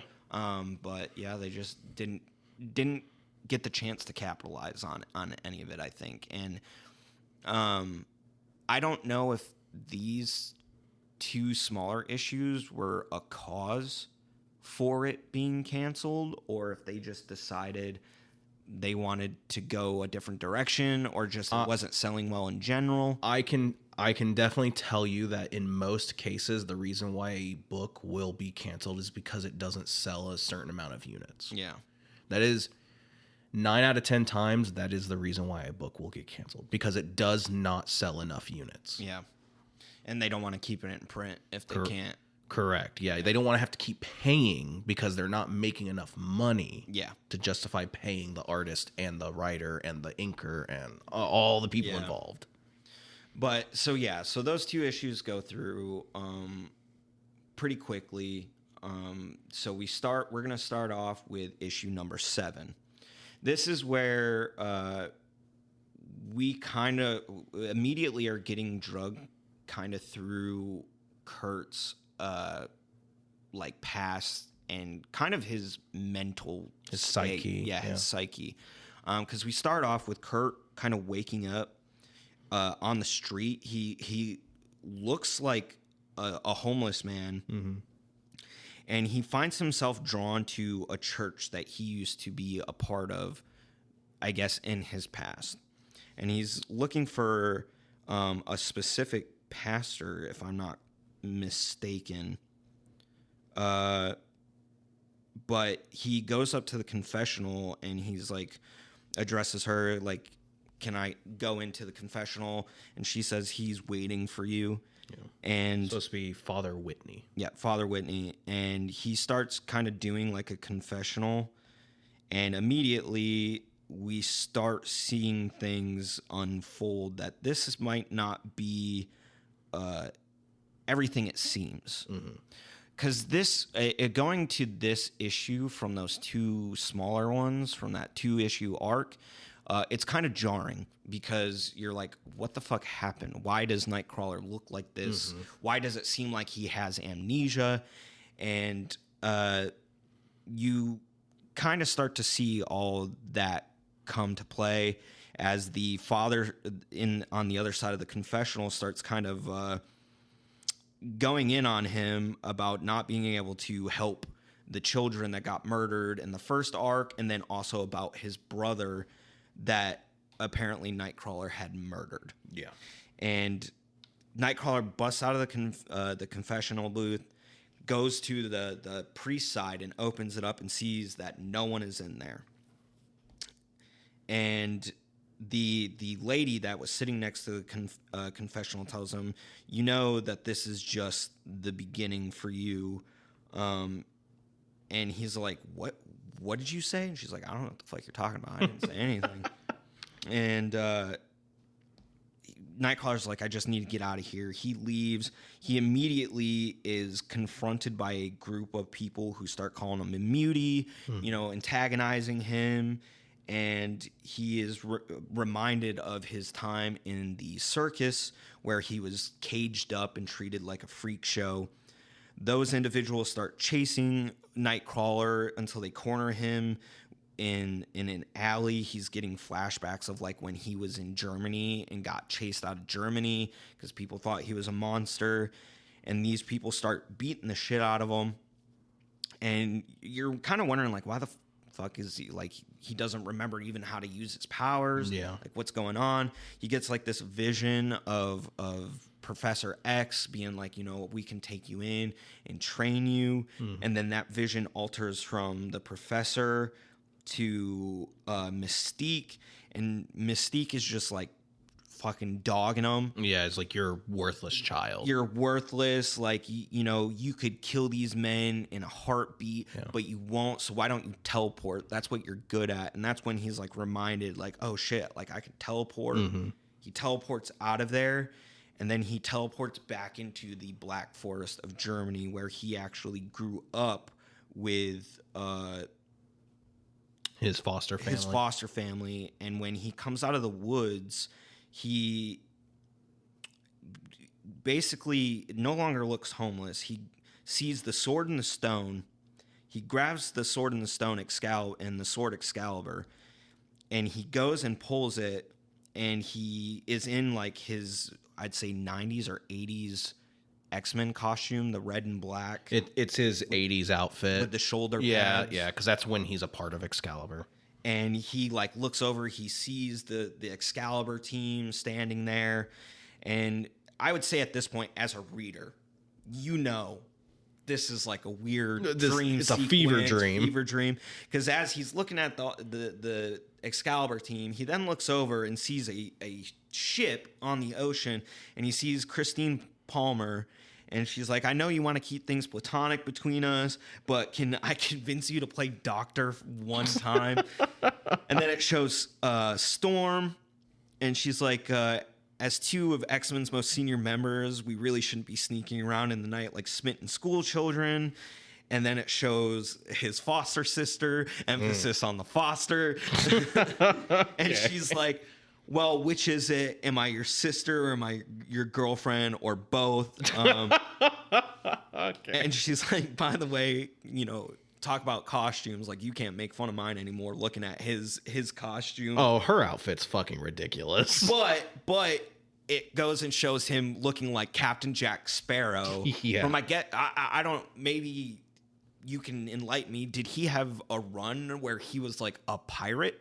I mean, he's kind of always been like, I don't think he's ever been a pirate, but oh no, wait, that's not true. I think his very first miniseries, he was a pirate. Yeah. Okay, so that's like what they went to a dimension where he was a pirate. Okay, so that's what he's referring to, or they are referring to. And he kind of looks at himself. He's in his fucking Jack Sparrow get up. He looks back up, and instead of seeing Christine, Storm, and Amanda, he sees the like three fates from Greek mythology. Yep. They kind of look like Gorgons or Medusa with the snake hair and stuff like that.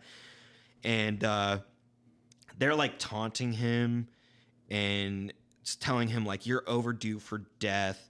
No reprieve from it. And then they say behind you, and he turns and looks up and sees a massive sentinel about to mollywop him and his ship into the abyss. And it punches Nightcrawler, destroys the ship, and he falls into the water. And then that's when you start getting moments of actual reality outside of him. And you can see he's actually on an operation table, and in his like dream, his head's like super hurting, but in reality, it's because his brain is swelling. Yeah.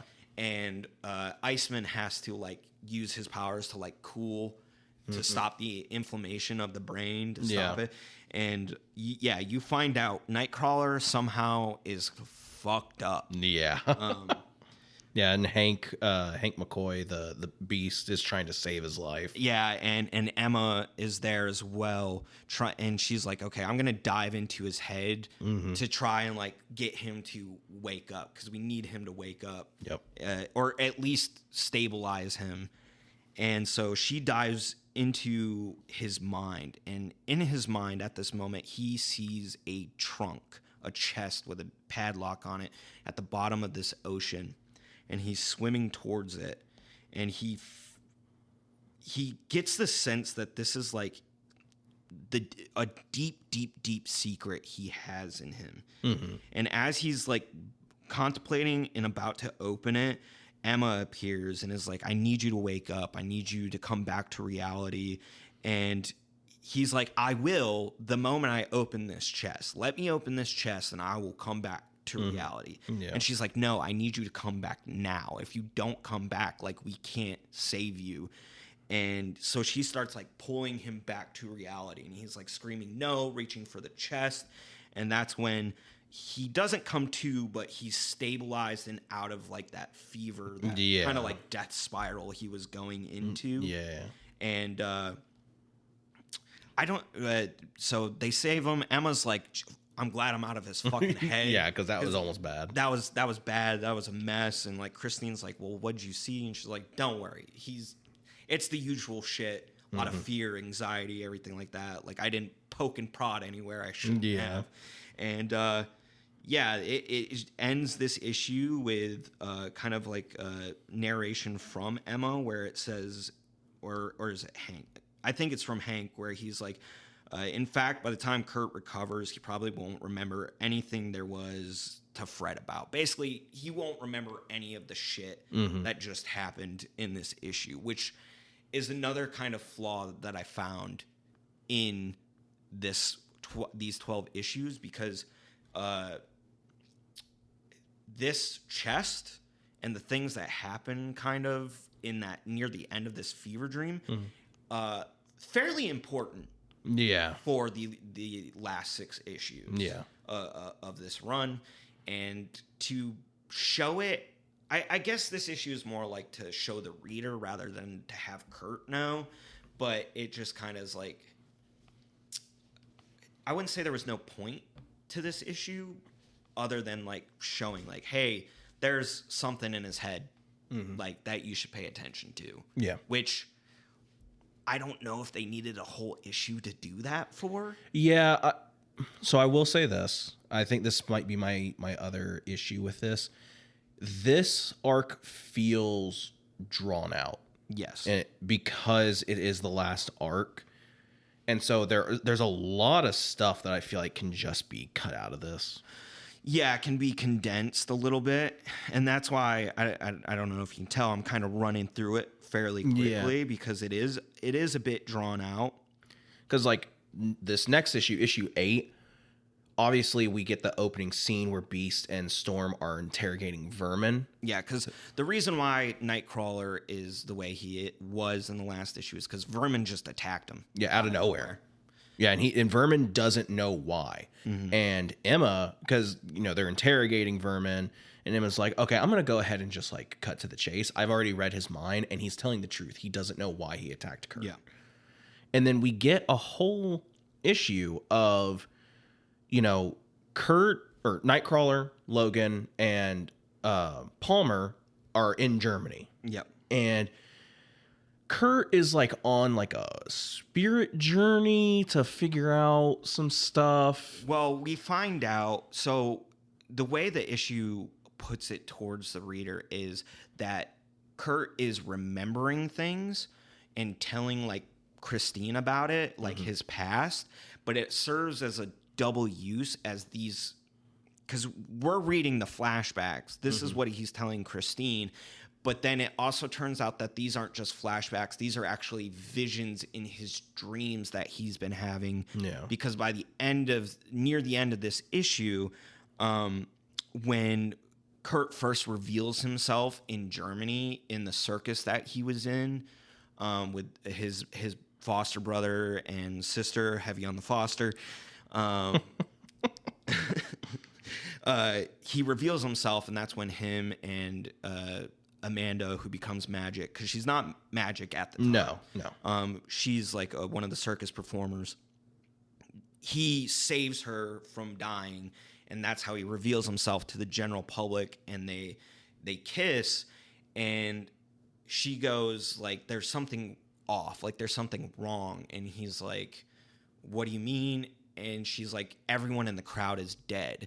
And then it backs out, and it shows like a raggedy circus tent, them standing in the center, and all the crowd people, like these like husk of corpses and stuff like that. And it turns out that was actually a dream that Kurt had.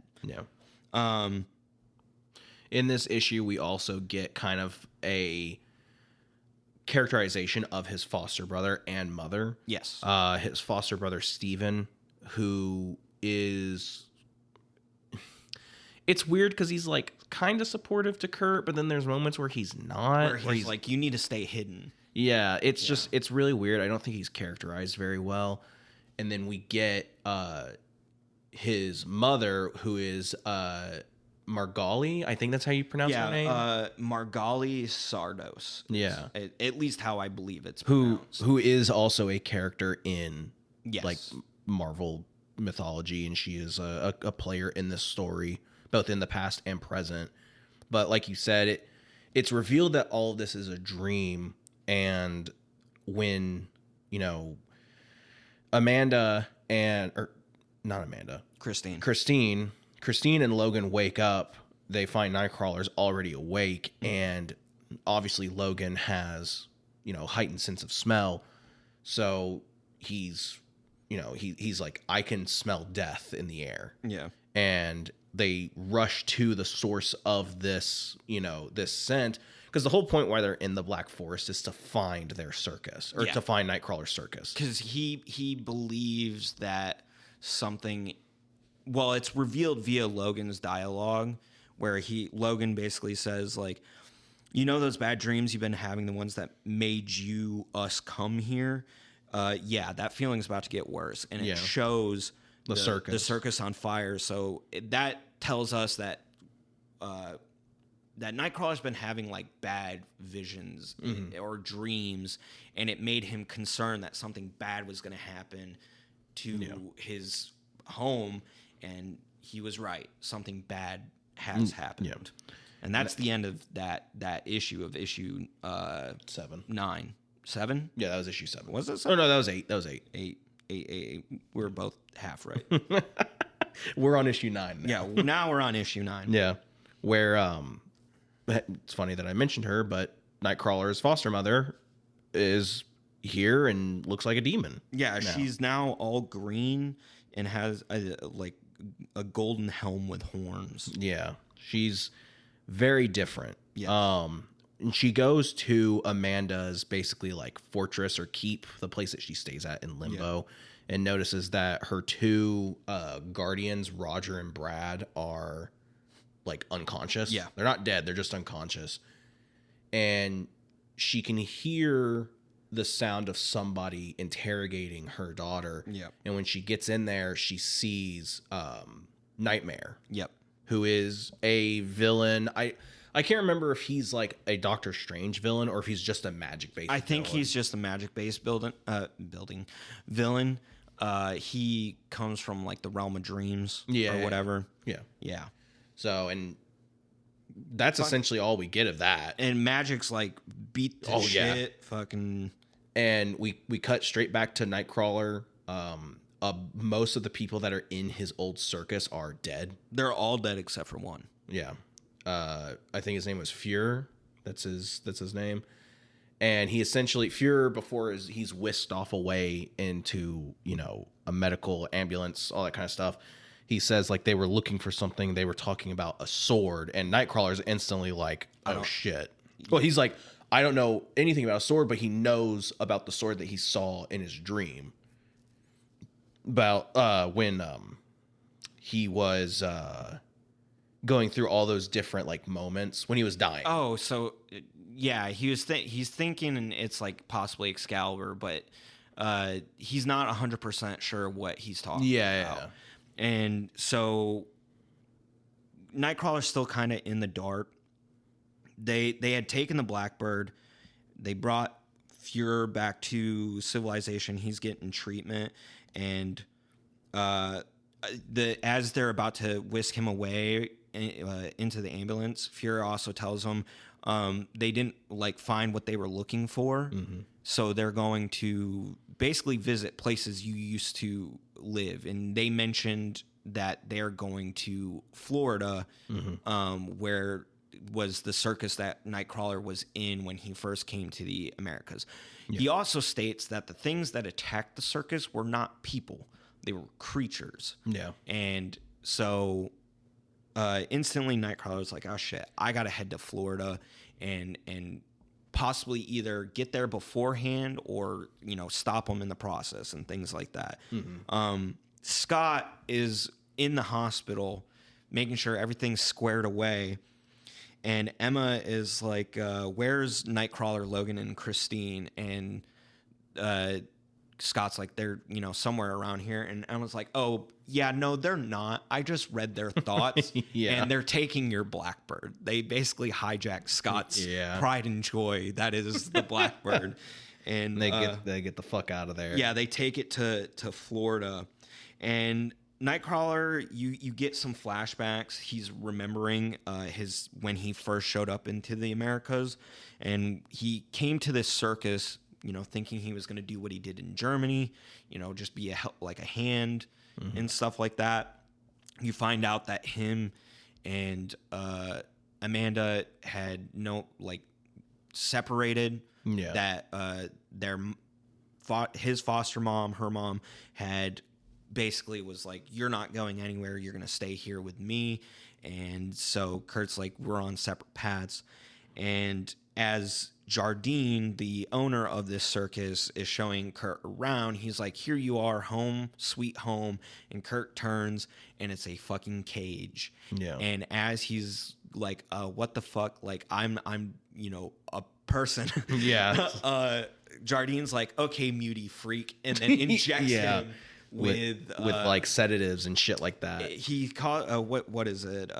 It also inhibits his mutant abilities. Yeah, the mutant suppressant. Yeah, he's like, I got this mutant suppressant, and it was hella expensive. Yeah. But I'm about to pump you full of this day in and day and night, so you're not going anywhere. And then it cuts to when he's like in that cage. It's so fucking sad. He's butt ass naked, like drugged out of his mind, just laying there. It's like when you go to a zoo and you see an animal just laying there, not doing anything, but like all the advertisement is like, look how cool this tiger is and everything. But it just lays there. It's like that, but 10 times more depressing because it's a, person. 100%. Yeah, obviously. And this kid shows up, and this mom of this kid says the most fucked up thing. Yeah. She, because the kid's like, what is it? And she's like, I don't know what it is. Some terrible, unlucky thing that doesn't deserve any better, I suppose. What a good example to set for your child. I'm like, are you fucking kidding me right now? That is so fucked. What a great example you're setting for your kid. And it's even crazier because it turns out that kid is a fucking mutant. Yeah, because he has the ability to see auras around other mutants. Yep. And he is actually the one that he sneaks back to the carnival and he actually lets Nightcrawler out, freeing him. And it's like, dude, that's your mom, dog. Like, she said, oh. Yeah, I would not be talking to my mom anymore after that. But either way, we cut to like maybe like a couple days later, and Jardine is like, he's trying to figure out who broke into the circus and let Nightcrawler out. Nightcrawler bamps back into Jardine's office.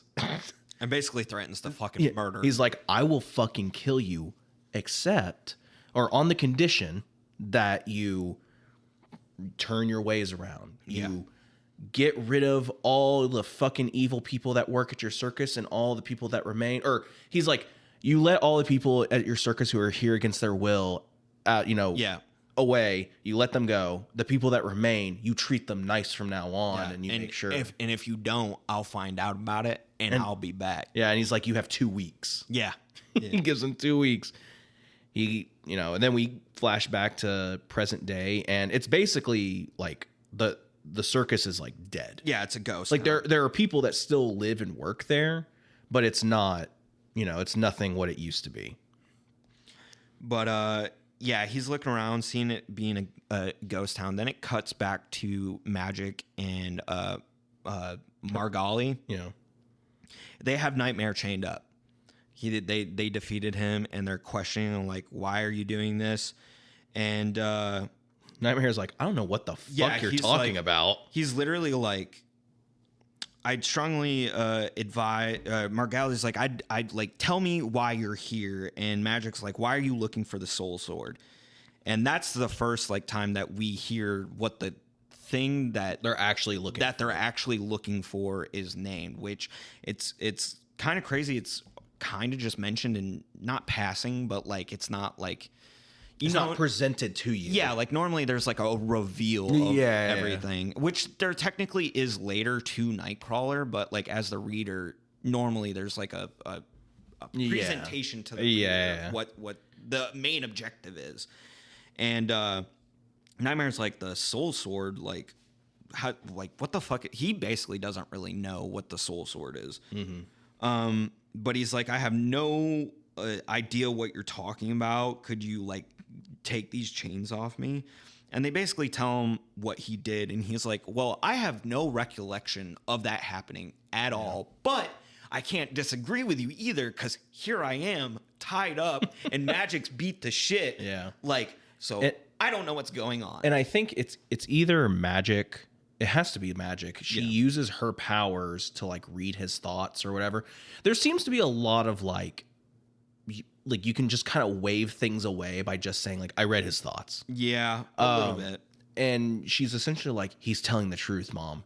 Like he doesn't know why he's here. I understand that it's a little hand wavy, but I feel like that happens when you're dealing with like the supernatural and magic or psychic based characters, because it's kind of like, it's not like it doesn't like ruin the story, but it is definitely like you can cut out most of the dialogue in these situations by just saying, I went ahead and read his mind, he's telling the truth. Yeah, that is true. But they basically are mentioned that they're after these people. Whoever is controlling Nightmare is after the Soul Sword, and Margali knows about the Soul Sword. Yeah. She basically confesses that she knows where the Soul Sword is, and Nightmare's like, by the eye of Agamotto, did we just have a team up, considering that he's a bad guy, technically. Yeah. So we cut from that to Nightcrawler confronting modern day Jardine. And Jardine is this like 80-year-old man surrounded by flies, smells like shit. Basically looks diseased. Yeah, he's like coughing all the time and stuff. And Nightcrawler's literally like, dude, I'm trying to save you and your people's lives right now. You need to get the fuck out of here. There is something coming for you. I don't know what it is, but you're all going to die if you don't leave. And Jardine is like really like against it. Yeah. He's like, I'm not doing anything you fucking tell me, all this other shit, which eventually is revealed why he's so fucking stubborn about it. Yeah. But before any action can be taken to save lives, the creatures that have been attacking the circus in Germany that has come to attack Florida is Man-Thing, Carrion, and I don't know the other one. They don't name the other one. Yeah. But they show up. Seeing Man-Thing was kind of wild. Yeah, I don't. The last thing that I've seen of Man-Thing was the black and white Marvel thing that they did for like the creature. Werewolf by Night. Yeah, Werewolf by Night. That was the last thing I had seen Man-Thing, if not one of the only things I've ever seen Man-Thing in. See, it's weird. I don't know a whole lot about the character. I do have a buddy that works at the local comic book shop that I frequent, who I believe his favorite character is Man-Thing, and he could tell you anything about the character. I cannot. I've always found Man-Thing to be like Swamp Thing. Yeah. But I'm guessing that's not correct. Because Swamp Thing's like a hero, kinda, where he like works with heroes. Yeah. He's part of the Justice League Dark. He's kind of like the environmentalist hero in DC. So that's what I kind of always thought Man-Thing was. No, not at all. So I don't know. Maybe this is normal for Man-Thing to do things like this. I don't know. It's odd. I think it is established that Man-Thing, Carrion, and this other creature are actually like being controlled, kind of like Nightmare was. I guess, yeah. Because I think Man-Thing is kind of. I do think he's a neutral force for the most part. Yeah. I don't think he's necessarily a bad guy or a good guy. Yeah. But yeah. So as Nightcrawler's, we start off with Nightcrawler like still trying to get like Jardine to like, we need to get people out of here, save them. Things are happening in the background, and fucking Man-Thing just busts through the fucking wall. Yeah. Like he Kool-Aid Man. Yeah, like the goddamn Kool-Aid Man. He fucking just starts going to town on Nightcrawler. And I guess Man-Thing has a thing where when he touches you, it burns you. He does, yeah. He can sense the evil in you, and if he touches you and you have evil in your heart, then you fucking burst into flames and shit like that. Okay. It's kind of similar to like Penance Stare? The Penance Stare type deal. Yeah. Now, I don't think it's because Nightcrawler is evil or he has evil in his heart. I think it's because he's half demon. Possibly. Yeah. So I don't know. I don't know anything about Man-Thing whatsoever. You'll have to ask some questions to your buddy and see what's up and let me know. Yeah, we'll figure it out. We'll read a Man-Thing comic. Yeah. How about that? Yeah. This issue is a lot of where the action is. This one and the next one. So this issue particular doesn't have a whole lot narratively going on.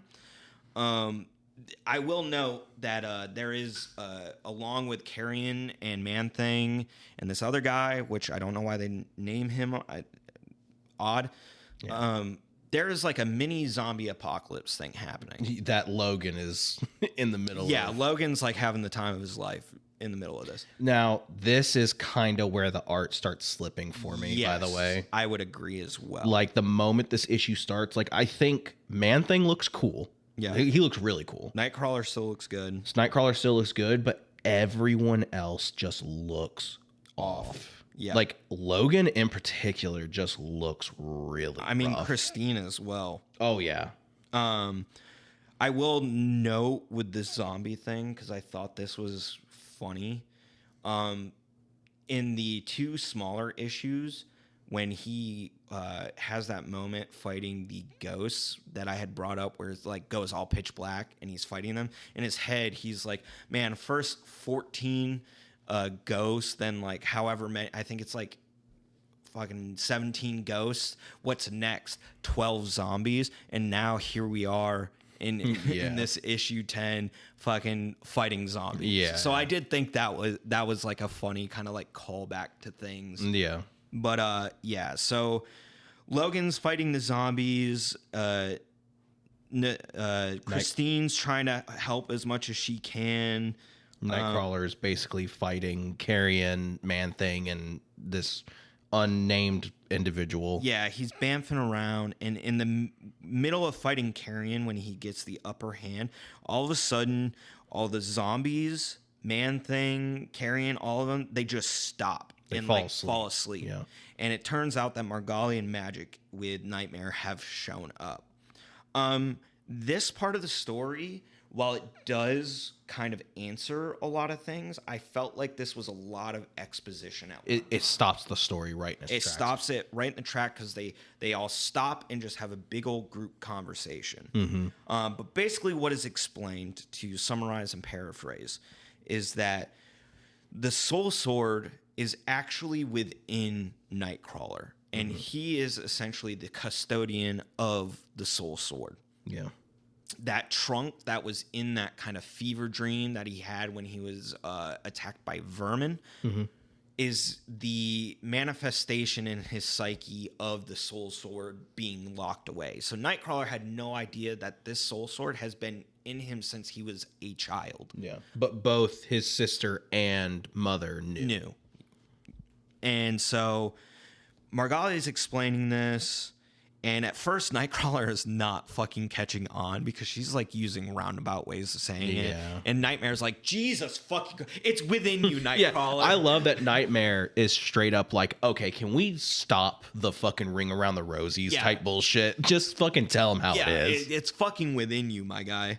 So Margali pulls it out of his chest, and one thing he does say is that like it felt like an enormous weight was off his shoulders. Yeah, because throughout this entire run, Nightcrawler has emphasized how he feels like burdened. Yeah, and Margali's holding up the Soul Sword, and Jardine is like, "Can I touch it? Just once. Just once. I just want to touch it one time." And he starts like having a coughing fit like I do when I wake up in the morning. Thank you, nicotine. He is like coughing up a storm, and then he just starts to vomit flies. And right before that, Nightcrawler notices how he didn't notice beforehand all the flies. He puts together the connection that flies are usually familiars to demons and things like that. And he's like, no, get away from him. He vomits up these flies, and you think it all dissipates, and Logan goes like super quiet, and they're all like, is everyone okay? And then Nightcrawler notices how quiet Logan is, and Christine's standing right next to Logan, and he tries to warn Christine, and Christine does the "What'd you say?" and then gets stabbed in the back by he pops Logan. the claws. And I will say, I don't want to rag on the art too much. Yeah, that shot of him standing over Christine, that's rough. That is rough. That is the roughest panel I have seen in this entire 12 issues. Yeah. Yeah, it is. It's not great. I can understand them maybe trying to go for an aspect of like making him look creepy and whatnot, because now he is possessed by the demon that we find to be called Hive. But yes, no, I 100% agree that is a rough panel as far as the art goes. Yeah. They did not do your boy Wolverine justice. No. But that is the end of issue 10. We jump into 11. And issue 11 is just a big fight. It's a big fight between Nightcrawler and Logan. We do get some insight on the situation where Steven, Nightcrawler's brother, died. It is mentioned earlier in these 12 issues that because he mentions it actually to Seth. When he's trying to relate to Seth, that his brother was basically found to be killing children in one of these towns, and it is because he believed he had seen them as actually demons. Yeah. It turns out, at least you can tell, because of what we know now in present day with the possession of Jardine and now Logan, right, that his brother was actually possessed by this same demon that is now possessing Wolverine. Right. And basically, Steven and Nightcrawler have a quote-unquote fight. A tussle. And in that tussle, Steven dies. Now, it is made to believe that Nightcrawler is the one that killed him by breaking his neck. Yeah, but the demon that is possessing Logan is kind of like taunting him, basically saying Talking like, "Oh, mad shit. Did you kill him, or did we twist his neck just enough to kill him?" He's like, "If you give us the soul sword, we'll give you the answers. Otherwise, you'll never know." Yeah. And Nightcrawler don't give no fucks. Nightcrawler gives zero fucks because he's like, "Keep talking, because the more you talk, the closer I can get." Yeah. And one thing he does mention while fighting Logan is this demon, while he has the strength of Wolverine, doesn't know how Wolverine's powers work. Yeah. And so he bamps Wolverine on top of this roller coaster track, breaks his neck, and then bamps back to everybody else. And Magic is trying to heal Palmer. Yeah. And Nightmare's like, "Okay, I'm gonna go into the psyche of Wolverine so he can, get back into his body, like basically be like, wait for a signal. Yeah. Once, you'll be able to come back into your body." I love this. I love this panel. This is funny. This page. Because when Nightmare goes into Wolverine's psyche, he's like distressed. Yeah, it's like it's because the demon is essentially like putting Wolverine in hell, or what his version of hell is. Now, keep in mind, we did cover Wolverine Goes to Hell. Yes, and so it's kind of funny that both times we've covered Wolverine in a story, he's been possessed by a demon and sent to hell. Yeah, and his version of hell, apparently, and at least this one is, it's just peaceful. Yeah, it's just rainbows and it's a large meadow. It is funny because, Nightmare's like, "I'll find him," and he goes, "Oh," and Nightcrawler's like, "Is he somewhere awful?" And Nightmare's like, "Appalling Nightcrawler, you can't imagine." It's just a peaceful meadow with like a rainbow in the background. It is fucking funny. Even in this fight, there is some exposition that is dropped. A lot of people standing around. Yeah, as far as the Soul Sword. It makes references to like older stories that like obviously you have not read. Yes. Like one individual, Belasco, who has been after Margali and Magic and stuff like that. Yeah. After the Soul Sword. And Margali basically explains that this Soul Sword is a thing that all magical kind of adept people or sorceresses or beings have always coveted this sword, because it helps, essentially, it would help them ascend the ladder to the magical, basically Shangri-La of magic, like the enlightenment that all magic beings and things are trying to reach. And so she just gives them the fucking sword. Yeah, she gives them the sword and is basically like, "Take this, fight back, fight the demon with this." We do find out the demon's name is Hive, which makes sense because all the flies, or at least that's like a title for it. Because we do actually get his real name in the last issue. But he comes back to the possessed Wolverine, who is just now healing again. The demon's talking mad shit, and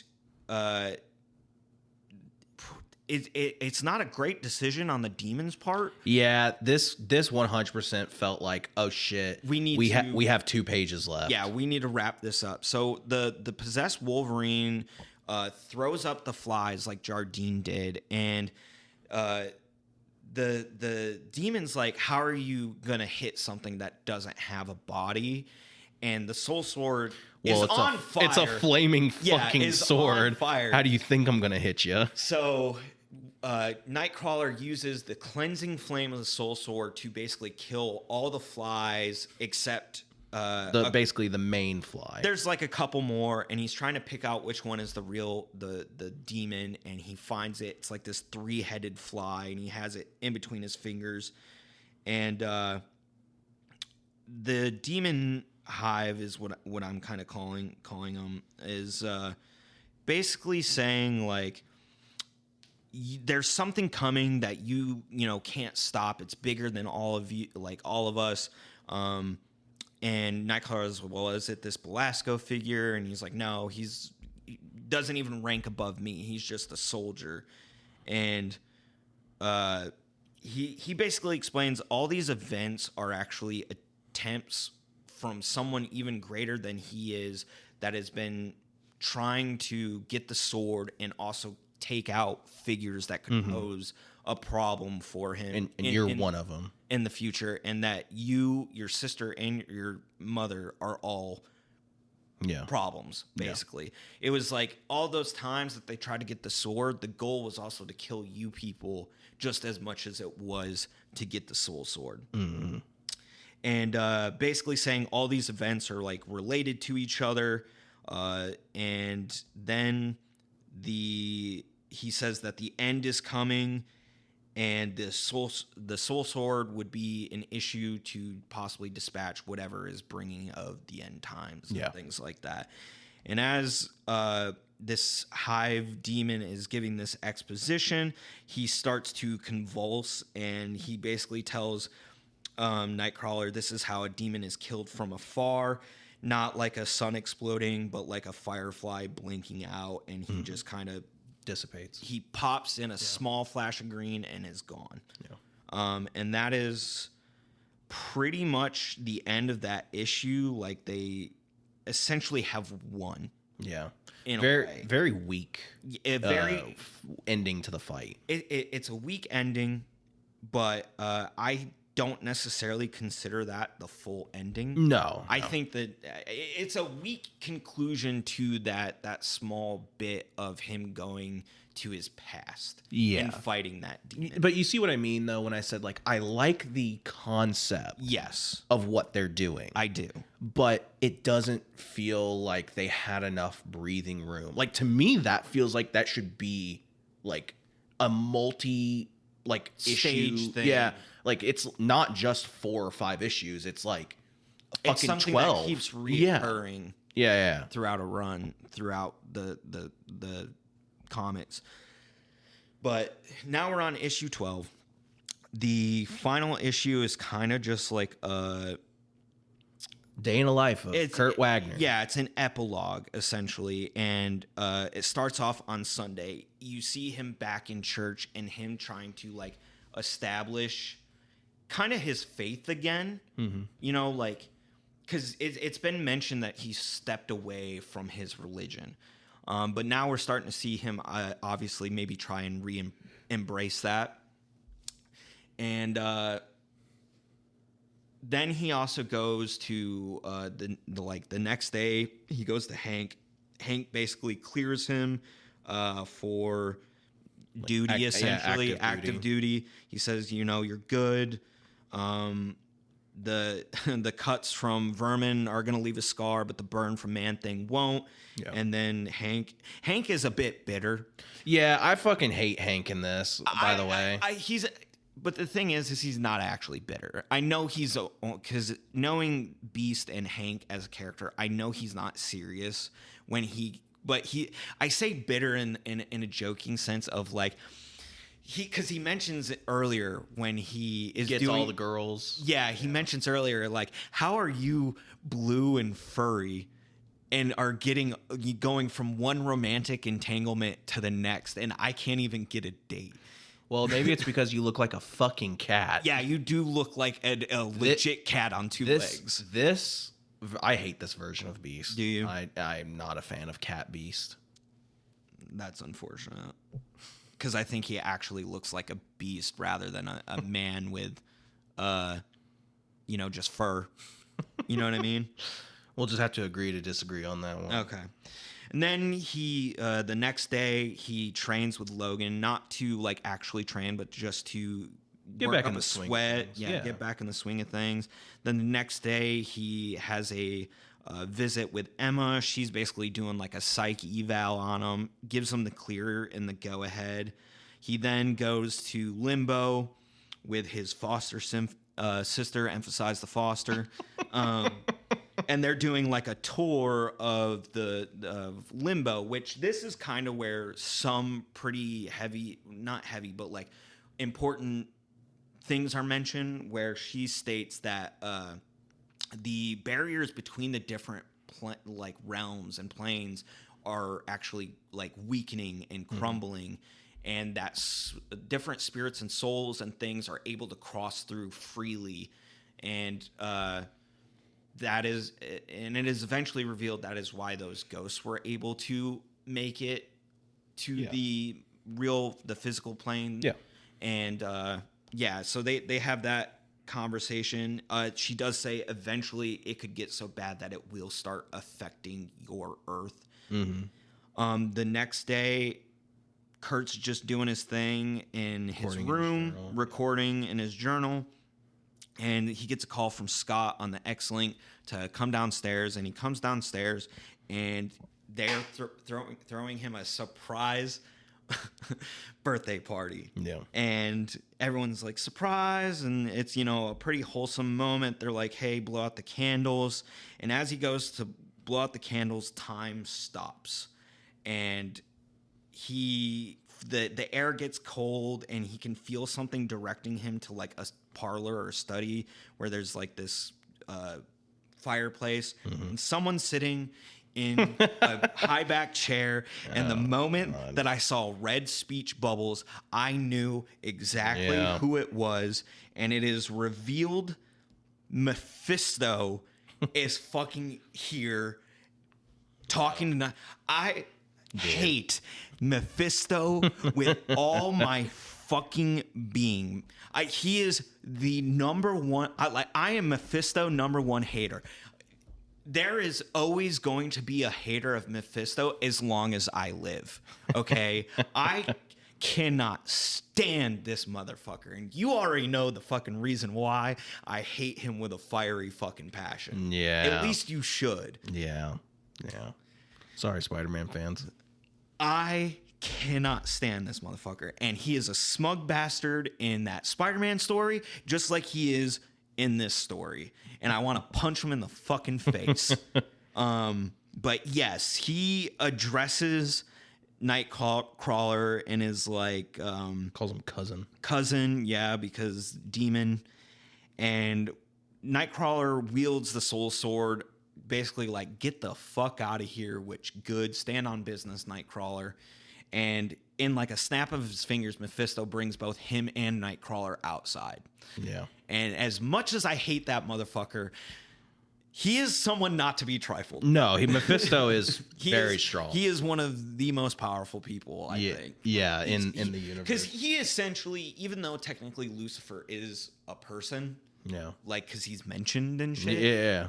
Mephisto has always been characterized as the devil. Well, yeah, and it's in Nightcrawler even says like he's a devil, maybe the devil. It's always been hinted at that like maybe Mephisto is putting on a show, because Mephisto doesn't want people to think that he is the devil, like the like king it's of a hell. cover. Yeah, and maybe it's a way to keep him like less notable in a sense. I don't know. But yeah, no, they have this huge conversation, and essentially the big reveal. All right, this is kind of where I feel like the setup here was completely pointless because it all got canceled anyways. The big reveal is that there are forces in the world, the forces of darkness, that want to begin the apocalypse. Yeah. Like, essentially, like the book, Christian end times. Yeah, the Book of Revelation. The Book of Revelations, yes. And there are forces in play that are trying to put certain chess pieces on and off the board to get that to happen. He names Childs and the 14 demons and the summoning of them. He mentions the ghost and how the ghosts were just opportunistic spirits that were trying to take advantage of the weakening of the barriers. Mm-hmm. And then he mentions like my cousin Halphus, I believe that's his actual name, which is Hive. Obviously was trying to take the soul sword off of the playing field, that kind of deal. Yeah. And then he also says, but have you noticed why would the X-Men get involved in any of this stuff? Mm-hmm. Why would Storm take a special interest in this child case or these murdered children, and also try to get you to take head on that case? Right. And Mephisto basically reveals, like, if there are forces of darkness, there are forces of light, and they are just as mischievous and manipulative as us. Yeah. And he basically reveals, like, I'm going to make you an offer. Mm-hmm. Allow the end times to happen. And, there is this really good panel, like this spread of, like, this Leviathan kind of behind Mephisto. And, like, he's showing Kurt what the end times basically will look like. Yeah. He says, just stand aside. We don't want you to kill anyone. We don't want to kill you. We're not telling you to do anything in particular. Stand aside, stay out of the way, let it all happen, and we'll give you whatever you want. Yeah. We will give you, we'll make sure that your loved ones are protected, that your family, like in limbo and stuff like that, nothing happens to them. We'll make sure that they're all good.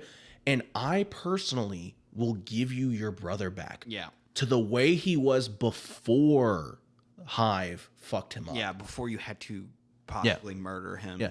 We will give you everything you want. And Nightcrawler is like, fuck you. Doesn't even consider it for a second. Yeah. He does not consider it. He punches Mephisto, which is wild. Decks him. He goes, I'd rather die and burn in hell than take a deal from you. Yep. Which smart. Yeah, super smart. Super smart. And Mephisto's essentially like, all right, well, I offered it to you, so when it comes. Yeah, he's like, you just made the biggest mistake of your life. And then snaps his finger, and then Kurt is right back there in front of everyone about to blow out the candles. And he's like, oh, shit, like, fuck. That definitely was not a dream. Yeah, and he blows out the candles. It jumps to later in, like, his party, and he's standing outside. He's approached by Christine, and they have this whole conversation of basically coming around to, like, I think we could be more than friends. Yeah, but she's like moving. Yeah, she's leaving, and so basically the opportunity was missed, quote unquote. He can teleport wherever he wants. Yeah, and it ends with them locking lips, and essentially like it just makes me think of basically like when he was in that fever dream where she's like, just play doctor one time. Yeah. She just wants to know just one time what it's like to sleep with a blue man. Yeah, basically 100%. And that is the end of those issues in that run. Nightcrawler, The Winding Way. It has so much potential, but because of some poor writing decisions and also the fact that it was canceled, it just leaves so much on the table that no one's going to touch. That last issue to me is the prime example of that, because the idea of like the Book of Revelations being a Marvel event is such a no-brainer in my opinion. Pretty cool. It's pretty cool. Like, you have so many characters that are whether magically based or have something to do with supernatural shit, like Nightcrawler, Stephen Strange, Ghost Rider, magic. Like, you have all these different characters, and none of them are going to ever get to be used in that event. Yeah, because it's not going to happen. I mean, they could always bring him back, though. They could, but this is a story that was told 20 years ago. Okay. You're going to sit here and tell me that Marvel or DC have never reused or picked up storylines. Oh, what they like? If you're saying like it'll come back, but it'll just be a different story, like that, I could see. But them just going like, "Oh, hey, I'm not saying pick up where they left off." You remember that Nightcrawler story that we canceled? No. That's not what I'm saying. I'm saying like they can bring it back. Yeah. I mean, you could still essentially use the same characters and everything. A quote unquote like reboot of it essentially, but I still think they could be, and it would be a cool event. But like I said, like I like this story. It's fun, it's entertaining in its own way, but there are flaws. Yeah. Like if you're going into this expecting a 10 out of 10, you're not going to get it. And It's a solid 6 in my opinion. Yeah, same here. Like, I enjoyed myself when I read it. Yeah, I agree. And I know comparative to other books and other stories we've done in past episodes, this seems like we're really kind of like nagging on it. I want to make it clear, like, we both enjoyed this. Yeah, I thought it was fun, but it's definitely not like, Yeah, am I going to remember this story like 10 years from now? probably Not. Unless we upload this to YouTube. Then I'll remember it because it'll always be on YouTube. Yeah, that's true. But it's just a fun story. And like, we wanted, like I said in the beginning, I wanted to do a character that is my favorite. And unfortunately, he doesn't have a whole lot of solo stuff that you can go on, and this was the one I found. And I still think it still carried an essence of what Nightcrawler can be and is. Yeah. And so I enjoyed it in that regard alone. I think it's a solid 6 out of 10 if I were to give it a ranking. I know we don't really give things rankings on this show. Yeah. But like, if they had just had a little bit more focus on a little bit more time, a little bit more focus on the core ideas of Nightcrawler's character and like the story they wanted to tell, I think it would have been much better. I really hate ragging on artists as well. Yeah. But the art really Near the tail. Yeah, Yep. really takes me out of it. And maybe maybe this creator's art is much better in long form, but I don't know. To me, it just feels like they kind of gave up. Yeah, because towards the end, it started strong. Yeah, the artwork started strong. It started strong. The story started strong.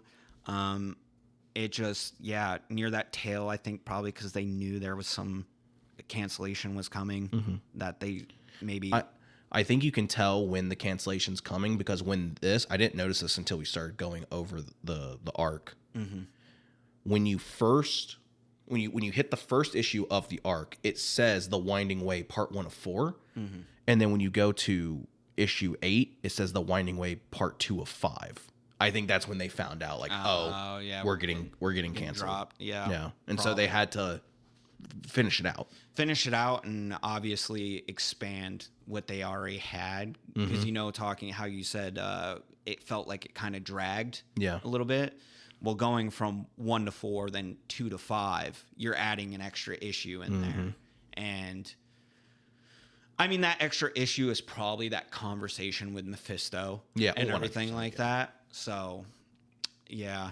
It, like I said, it's a fun read. Yeah. And I would suggest, maybe contrary to what we've kind of given the impression of, I would suggest reading it. Yeah, I mean, it's a fun story. It's a fun story of a character who doesn't normally get solo things. And so, like, if you want to see more of Nightcrawler, it's definitely a fun enough read to pick up. Like, you're not going to look at it and be like, I wish I never read this. Yeah, no. Like, I had fun reading it. Yeah. But, yeah, so not a whole lot to say on the afterword of this. But I 100% agree. I feel like they had a good concept here, just were not able to 100%. Yeah. Like... And I feel as though most of that comes out of just corporate like machinations of like Marvel as a publisher did not see the numbers in it. And so they were like, we're out. I mean, shit, if Chris Claremont, who is, again, the godfather of the X-Men, got a 12-issue series or got a Nightcrawler solo series and that got canceled after 12 issues. Yeah. Then, like, maybe Nightcrawler's not a solo story. So person. there are some characters where you can't really make them long running solo series characters because they just work better as a team character. Yeah. Like, you can give Wolverine a solo series because it's fucking Wolverine. Yeah. And he's got a good rogues gallery for the ones that are still alive. And, you'd be fine. You can't sit there and give Cyclops that's solo, and he's the leader of the X-Men. The thing is that's your reason why he's the leader of the X-Men. That's his like core Like usually the contention with a lot of his stuff is the fact that he's the leader of the X-Men and how to handle that responsibility and things like that, other than his drama with Jean. Yeah. Like that is the core of his story. I would go so far as to say, I don't think you could give Gambit a solo series. And he's had a couple solo series before. I don't think he works as a solo character a lot of the times. Yeah. Because a part of what makes him so interesting is his relationship with Rogue. Yeah, but I could see you giving Gambit having a solo series in the sense of you make him like that Rogue, that Han Solo version of, you know, one of the X-Men, you know, and have a story in that way. They did that in the 90s, and we'll cover it. We'll cover it. We'll cover it. Probably around the same, like, aspect of this one. Yeah, I would say so. Yeah. Okay. But I mean, that's really all I have to say about it. If you want to pick it up, You know, I think it's a fun read. Yeah. Definitely, you won't be able to find it in trade because I don't think it's even in print anymore. We read it off the Marvel Unlimited app. Yeah. So that's going to be your primary way of reading it. Yeah. So, yeah, that's all I have. Okay. Well, this has been Comics with Friends, bi-weekly podcast where two best buds get together. They read a comic. They talk about the things that they liked, they disliked, and hopefully we're funny along the way. I have been your host, Mason, and I have been with my lovely, handsome, cute little man host, co-host, Ethan, and we are signing off. Have a great month, week, day, whatever you may be doing. Bye-bye.